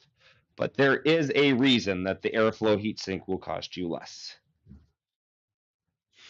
Because it means that you kind of have to know what you're doing. Yeah, you're gonna have to invest that extra money. You're gonna have to invest in a tower, so it's gonna be about the same cost. Yep. So And just there's nothing wrong with having user-friendly things. Like you don't have to be a fanatic to like build things or like make sure that everything is pretty and stuff. You can be the most casual dude in the world and just get that all in one, and it'll work like a charm. Mm-hmm. I am all for bringing new people in to like get into the world of PC building. You don't have to have the most sweaty of sweaty setups to become a PC builder or enjoy PC building. No, not at all. Like And the with- same with like you don't need the newest of the newest equipment either. You can do just fine with like last gen stuff. I mean, you can even go older. I mean, hell, if you want to get into PC building, buy a ton of scrap and give it a go. Yeah. You know, and here's the thing. You don't need Windows to run a PC. If you want to get into it, like I have parts that will not run Windows 11. Doesn't mean it's not going to run Linux. It doesn't mean it's not going to run any other operating system that doesn't require to have Windows 11 compatibility type thing. That's the key thing about it. It is, this PC is a Windows PC. So being a Windows PC, unfortunately, Windows 11 is requiring me to update to a point of having the motherboard that matches. If you're going to want to just build PCs and dick around with Linux, you can have any combination of parts as long as they function together. And Linux is so darn easy. Oh, it is now. You're not going to be able to always run every PC game or things like that, but I don't need you That's guys good for getting into if one wants to give it a 12. But, oh yeah, it is. Linux is fun. It's got some great, interesting things. There is some operating systems that have a great overlay in them, a great interface that you don't have to know all commands anymore, and you don't have to be that. No, it's not Good like chat. old school Python where you're like, you need to basically know everything to make this run. Yeah, I can't remember the name of the operating systems right now, but there is some really good. I played with Linux for a while, operating systems, when I was first getting into my tech job, and I didn't know if I was going to go Linux or what I was going to do. So I gained knowledge in Linux operating systems and got into that some and found out that, yeah, the Linux operating systems actually are, there's a lot of user-friendly ones. They're not the Oh, old yeah. school. But it does I would say take, you know, that's the case with a lot of these PC things. They seem very intimidating, but things are made very user friendly these days. That it's just take a leap of faith and go for it. yep, it really is. And it does. It seems scary. It really seems terrifying at first. Like right now, one of the parts that I always find terrifying, it's not because it's actually terrifying, it's just, it's a commitment point when you put the paste on. Yeah. The paste point, Dele. I'm terrified. This is now you're gonna put it, and I mean, even these like back in the day, you had like one attempt. At least there's a little bit of extra these days. Oh yeah. Well, I have a whole tube that I bought. I like to get my own individual tube and use it because it's just better. Yeah, Because that way, if I stock screw up, yeah, the stock thing is not. It's not op. I don't want to use the word optimal. It's just not as good as the custom stuff you can buy. no, it isn't. And it is, that is one of the few, and it's only like 10, maybe $15 for thermal paste. so I'm like, cheap. it's one of those. It's just worth it. Just don't get the stock thermal paste. Don't ever use a stock CPU cooler. Never And you use a don't stock even, CPU cooler. They don't even come with coolers anymore. That's been saved away. Yeah, thankfully most companies don't. If one comes with a CPU cooler as an offer, don't take it. That's not a good sign. That's a bad sign. That means it's gonna be horrible. Don't worry, it's a CPU and CPU cooler together. Oh god, run. Where did I put my screwdriver? too many bits and pieces moving, Dele. Losing track of things. Yeah.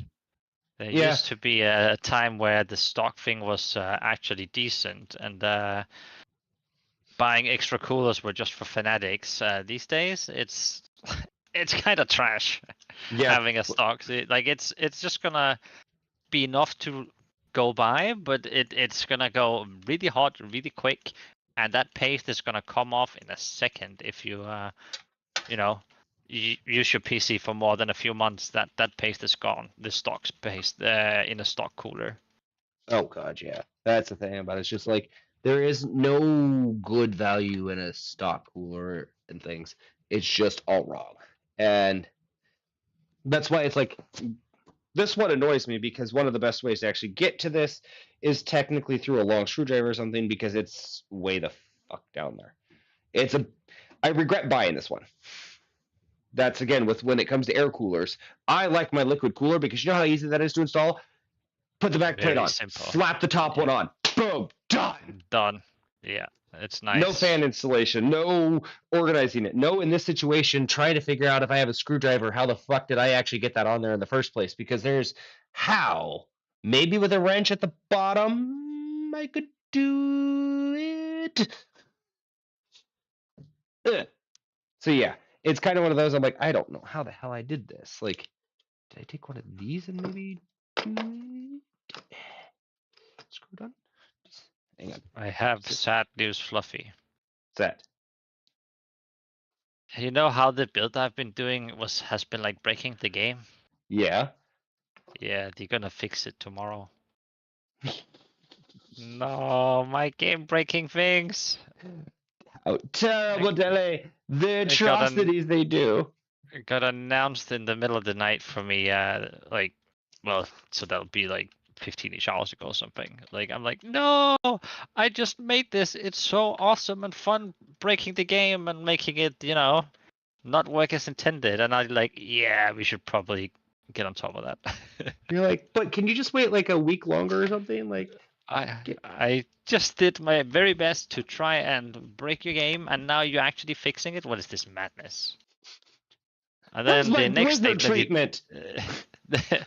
the next statement he did was like, we're just gonna fix this one thing because and the reason is not because it's OP. It is that it's causing server lag because things are moving that quickly. I'm like, okay. So the thing is, we're not doing it to ruin your experience. We're doing it because it ruins the server. It's Like, causing harm it- to everything. Yes, like this is not good. Like you're not supposed to do this. This is not what I was designed with in mind. Besides that, all the power spikes and power creeping is. They came out and said, "Look, you can have fun as it is now, like until we make the next season. Then we'll do balance changes, and if you wanna, we're just gonna make the balance stuff in the season itself. If you wanna keep enjoying the current builds you have, just play standard." People be like clapping their hands, like hell yeah! I like this is how you should be doing things. You shouldn't just mid-season nerf because you feel like people are playing through your content. Well, if you're What, smashing through your Dele? content, then there's probably an issue with your content and not like the people. Blasphemy, Dele. Blasphemy. How dare you?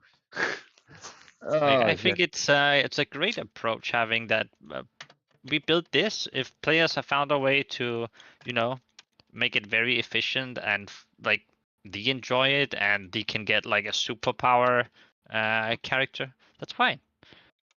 You can do that for a season and then it's over.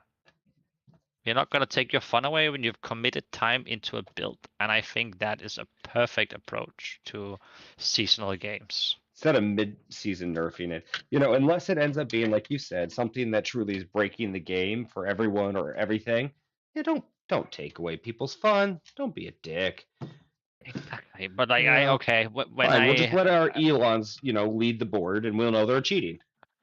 when they explained how it ruined how it like smashed the server side of things with all the polygons, I was like blinking at shooter. I'm like, okay, maybe they're onto something. You're like, maybe it is a little bit. Even my PC is breaking some, but it's fun. Come on. Like, yeah, I play around with like 150-ish FPS just running around. I start clicking those things, I go to like 15 FPS. I'm like, okay, this is a lot. Yeah, whoopsie doodle. But yeah. Again, the that's why fun thing you. is the did it, and instead of like completely destroying it, like we're just gonna make sure that there's a 0.1 second cooldown on your stuff, so like you can still be doing all this quick fast stuff. We're not gonna ruin the build. It's just we need you to calm down a bit. Don't go all Speedy Gonzalez on us.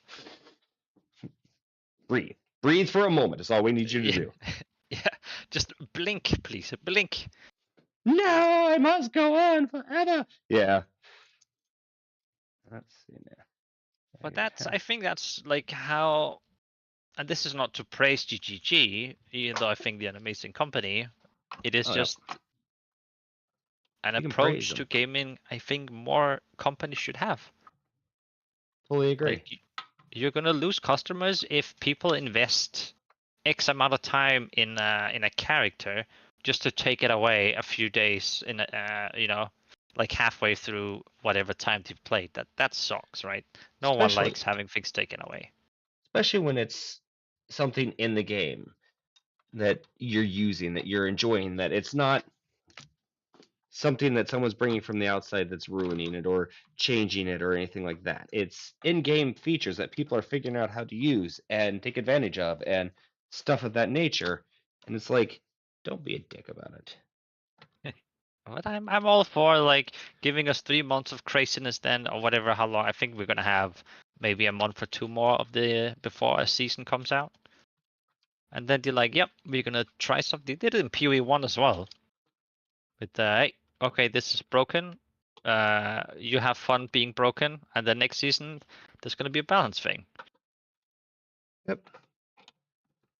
Where Blizzard, I play my freaking barbarian 1.5 week in, you're like, yeah, you're smashing through our content, so you can't do that anymore. Here, go play something else. I'm like, bro, Instead I just of, spent fucking 40 hours of grinding, and now you're taking it away from me because, it's too fast, you can't be bothered to have enough content, you can't be bothered to do better yourself. Nah.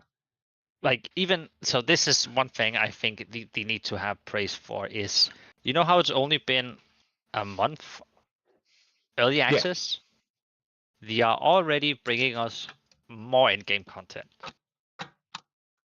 Really? Like people haven't, like, for example, you haven't even gotten to the end game, and like they're already bringing new end game content.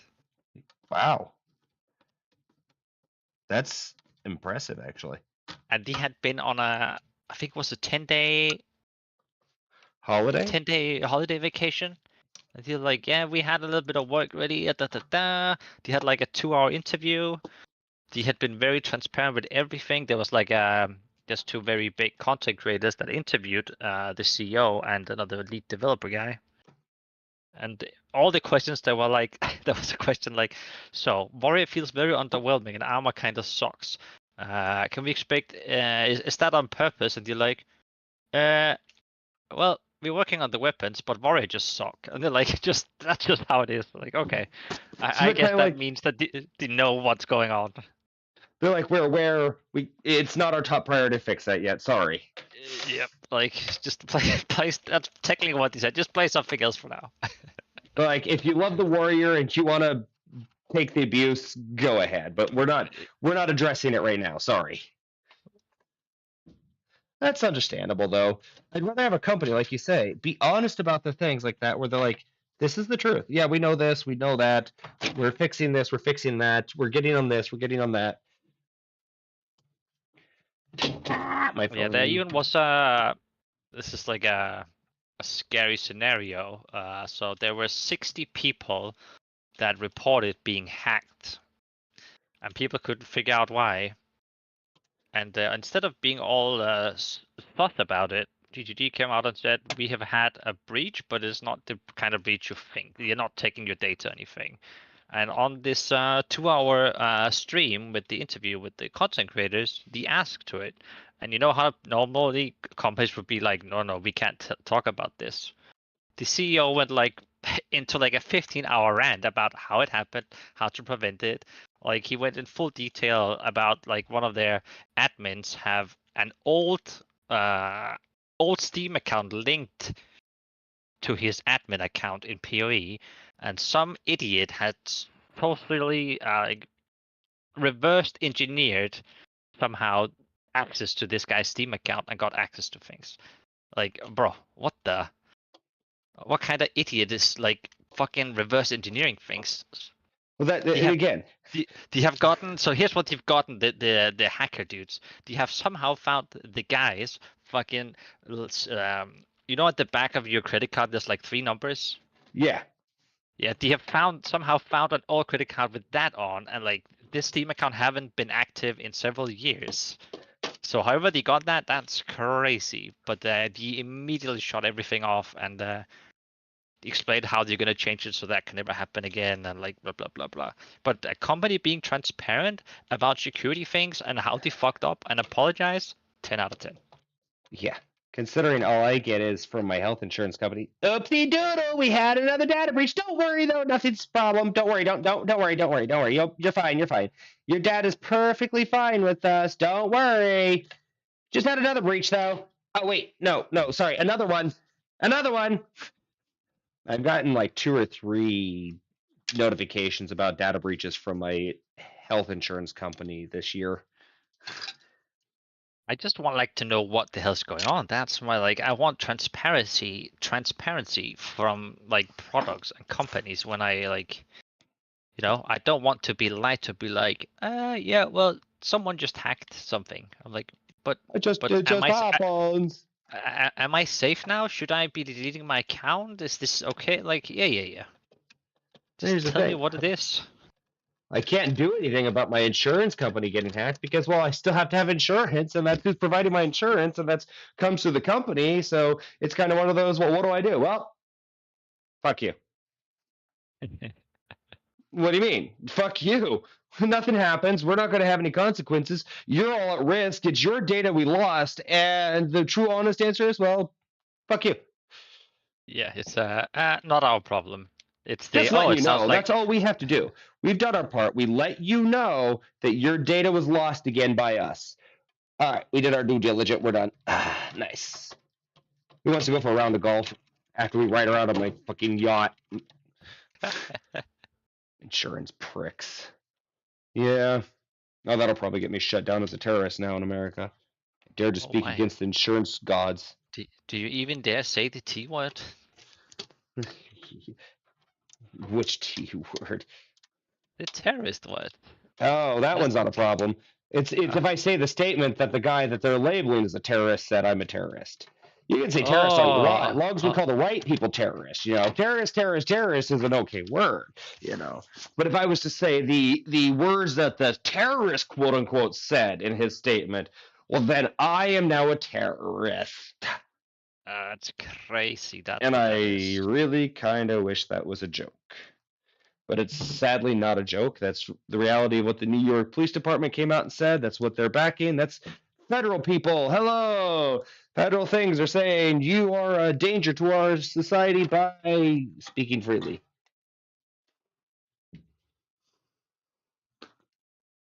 Yeah. Oh, I'm going to have to get a different screwdriver for that.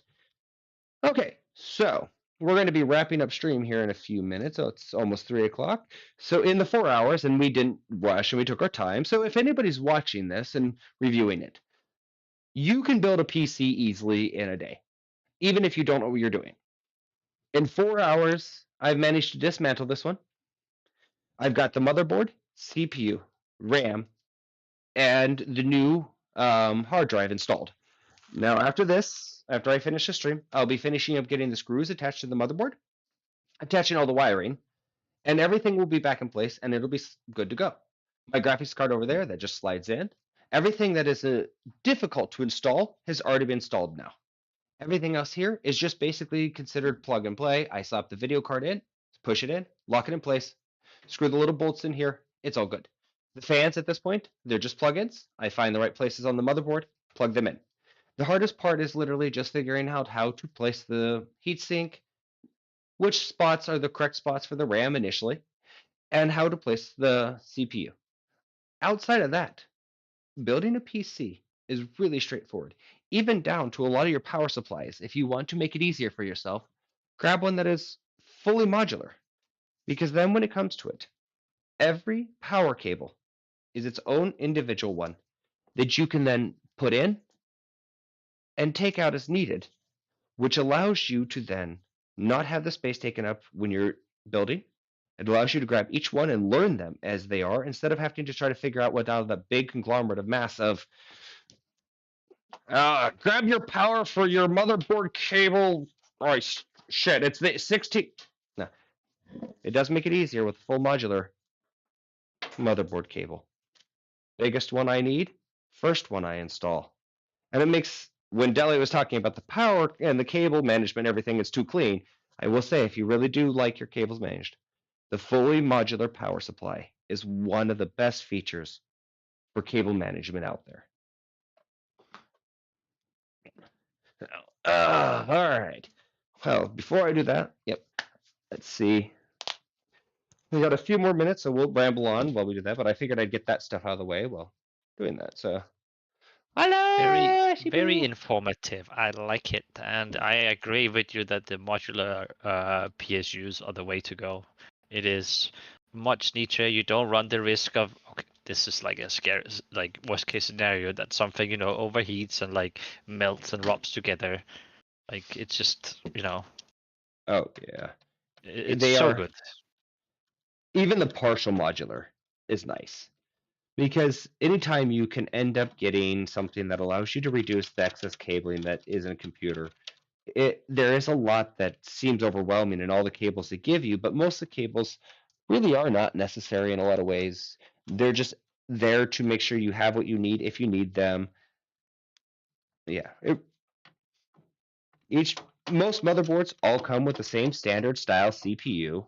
I mean, not CPU, standard motherboard power. Each of them come with a very standard, similar style of power for the video card. It's either going to be one or two of them attached, and they all say the type on there, and they've made it really straightforward with a lot of the CPU building now. And there's even some really good websites out there for anyone that doesn't know for sure. If you don't know how much power you need, or if you don't know if your power supply is going to be enough, all you have to do is literally go to certain websites, insert all your parts, and it'll tell you the minimum power draw it needs, the maximum power draw it's going to take, what it recommends for minimum power supply. Because one thing is power supplies are not perfect, so if it gives you X amount of power, it doesn't mean it's going to run perfectly at that. So it'll tell you what power supply you should even get. So there's a lot of that out there that they've taken the guesswork out of, and for us, those that have built before that, we go, oh, thank the heaven mighty of all tech gods for people have done this. Thank you. Because it was not fun sitting there going through all the different components going, okay, so you're going to take how much wattage, and then you take this much wattage, and then saying the RAM takes this, and then my video card, wait, how much did the motherboard take if I added that CPU on it versus this CPU on it? Yep. There's a lot of things out there now that can save a lot of time, and it's very nice. Yeah. Are you grinding in Path of Exile right now, Dele? I have been grinding for I don't know how many hours. My eyes are almost getting all squared. The Well, amount of hours you have to put in to level these last couple of levels, I calculated. So from going from level 99 to 100, which I'm nowhere close, by the way, it takes the same amount of hours as it does from level 1 to 90. That is ridiculous. I have a tracker that keeps track of when I should level next. I should level from, I'm halfway to 96. If I keep the same pace, I will level up in 24 hours, 2 minutes, and 32 seconds. and I am not farming slow. I am full speed build. It's crazy. Oh no, man! If you ask Elon, it's pretty easy. Fucking hell, I laughed so hard when I saw that. I was like, are you kidding me? This can't be real. How low of an ego and insecure can you be to like sit and lie online about like how you play? Like, I don't Right? care if Elon is a pleb at any game. The fact that he plays is awesome, but now it's not awesome because he just gets boosted. That is nowhere near awesome. If he was like playing Act 2 like and dying over and over again, but having fun and enjoying it, that's freaking awesome. Like anyone that No. plays and just enjoys the game the way they do it, it's great. Good for You've video seen my gaming. bonkwitch. That is completely Exactly. impractical at times. But are we having fun? Yes. Yeah. I am laughing my ass off when the bonkwitch works because nothing like screaming coming into a boss fight. Beware the bonkwitch! Bonk, bonk, bonk, bonk, bonk, bonk, bonk, bonk, bonk. And sometimes it works, sometimes it doesn't. Yeah, and I'm not like sure my build is pretty strong, but I'm not sitting here going, aha, I am top something in the world. Like no, I play it my way because I find it fun. Right? You do the engineering that we talked about with that game, the same way I enjoy the Satisfactory game, where I'm like, ooh, how can I make my factory hit the peak efficiency possible? Exactly. Like I am definitely not a gamer god. Do I have experience through I don't know 20 plus years of like trying to find broken things? Sure. But does that make me the best at it? Definitely not. Does it make me top 10? No. But that doesn't mean I can't do it to an okay level where it's, while I'm also enjoying it.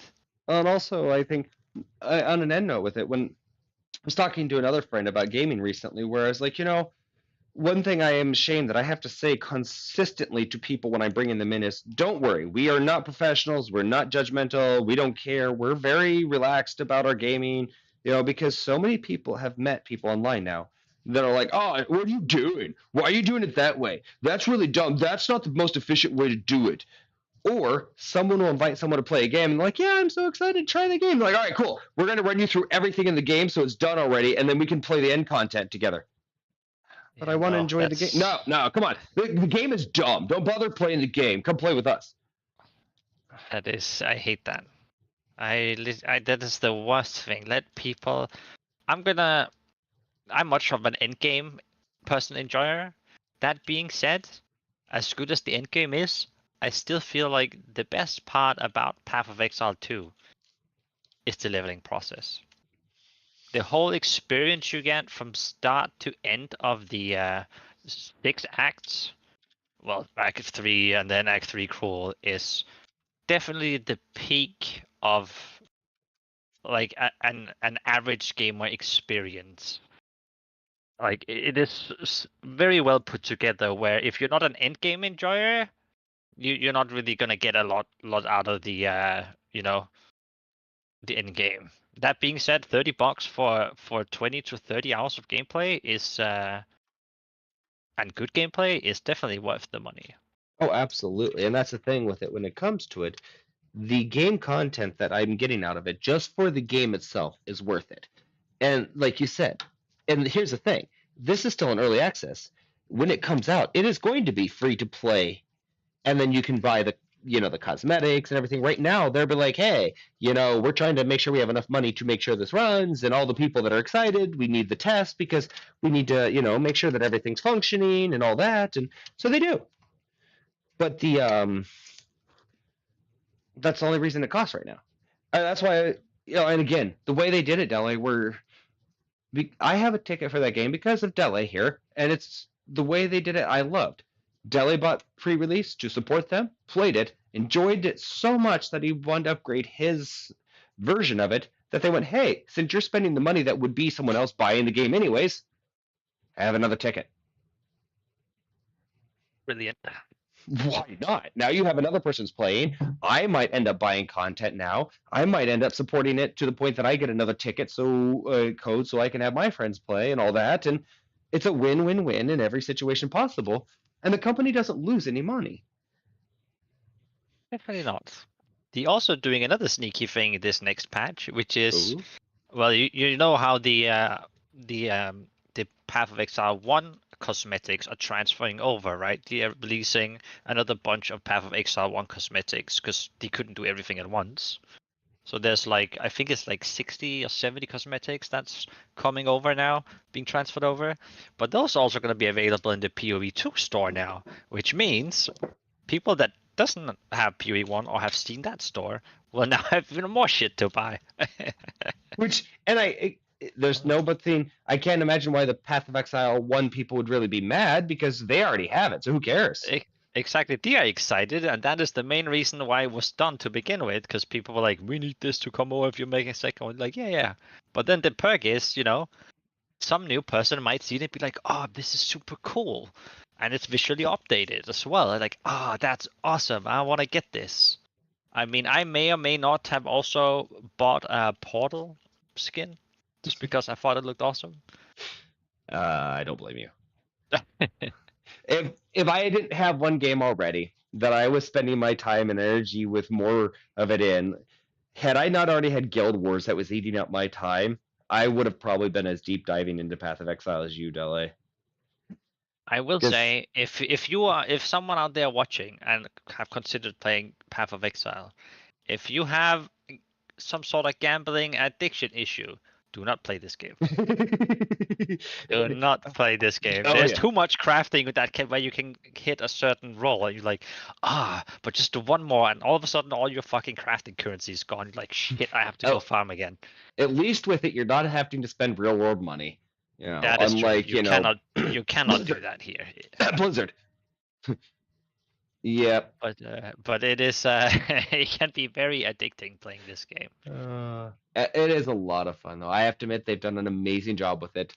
I will say there's companies out there like them. Coffee Stain Studios is another that I very much support in my own personal thing. Their history of games they've made out, the like you said, those AA companies out there that really care about their customers and the people that are playing the games. It does feel like they are the ones that are actually still making games for the gamers. It feels very much like Coffee Stain, Larian, and GGG are great examples that the CEO or the team that's like, we want to make a great game that we would like to play that we thought was great. Yep. Along those lines, we'll talk about Larian for a moment because we're about to end the stream. I teased with Baldur's Gate this week, but I had this opportunity at the PC. But I do think next week I might start up a Baldur's Gate run and do that for the 4 hours. I will say I'm also working on over the next couple weeks. I'm going to get my database fully up and going with all my single player games in it, Dele, so we can start the roulette wheel of what game do we play next live. Oh. And I'm going to include every platform I have. I'm going to include GOG, Steam, Epic, and the Microsoft Game Pass.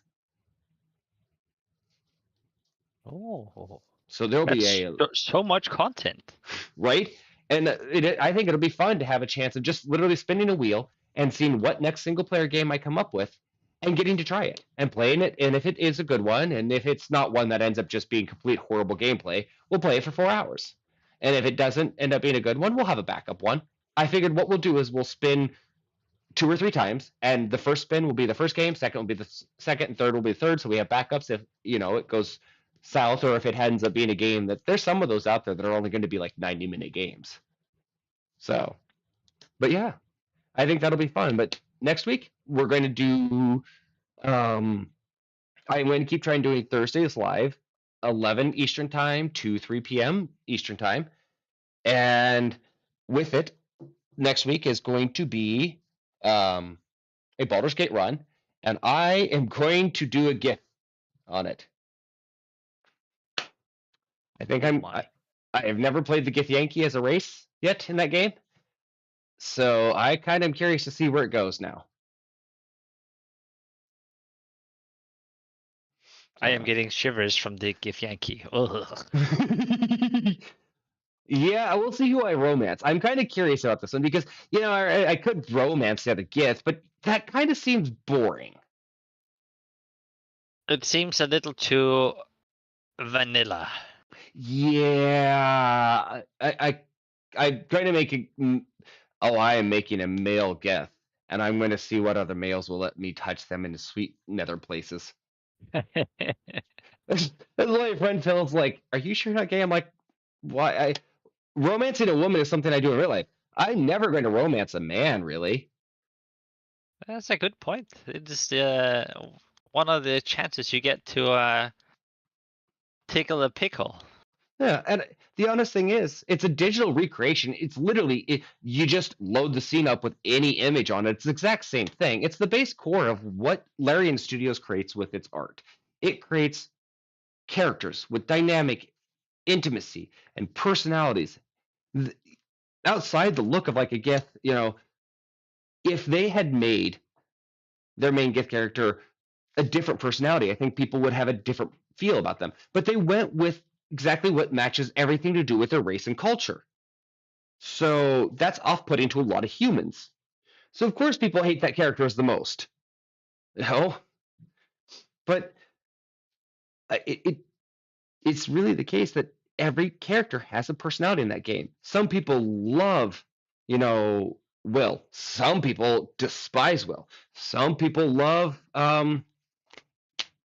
I'm forgetting the mage name. He is called. Gale. Come on, Gale. Gale? Thank you. Yes, Yeah, it's Gale. okay. Some people love him. Some people hate him. I think the only character that pretty much everybody has a love for is Karlach. And Everyone likes Karlach. I have He's not met a very- person that has a He's hate very for sweet and heartwarming. Oh, do I know? But Yep. she's also to a lot of people. She's a muscle mommy. her. Yeah, I realized that part too late.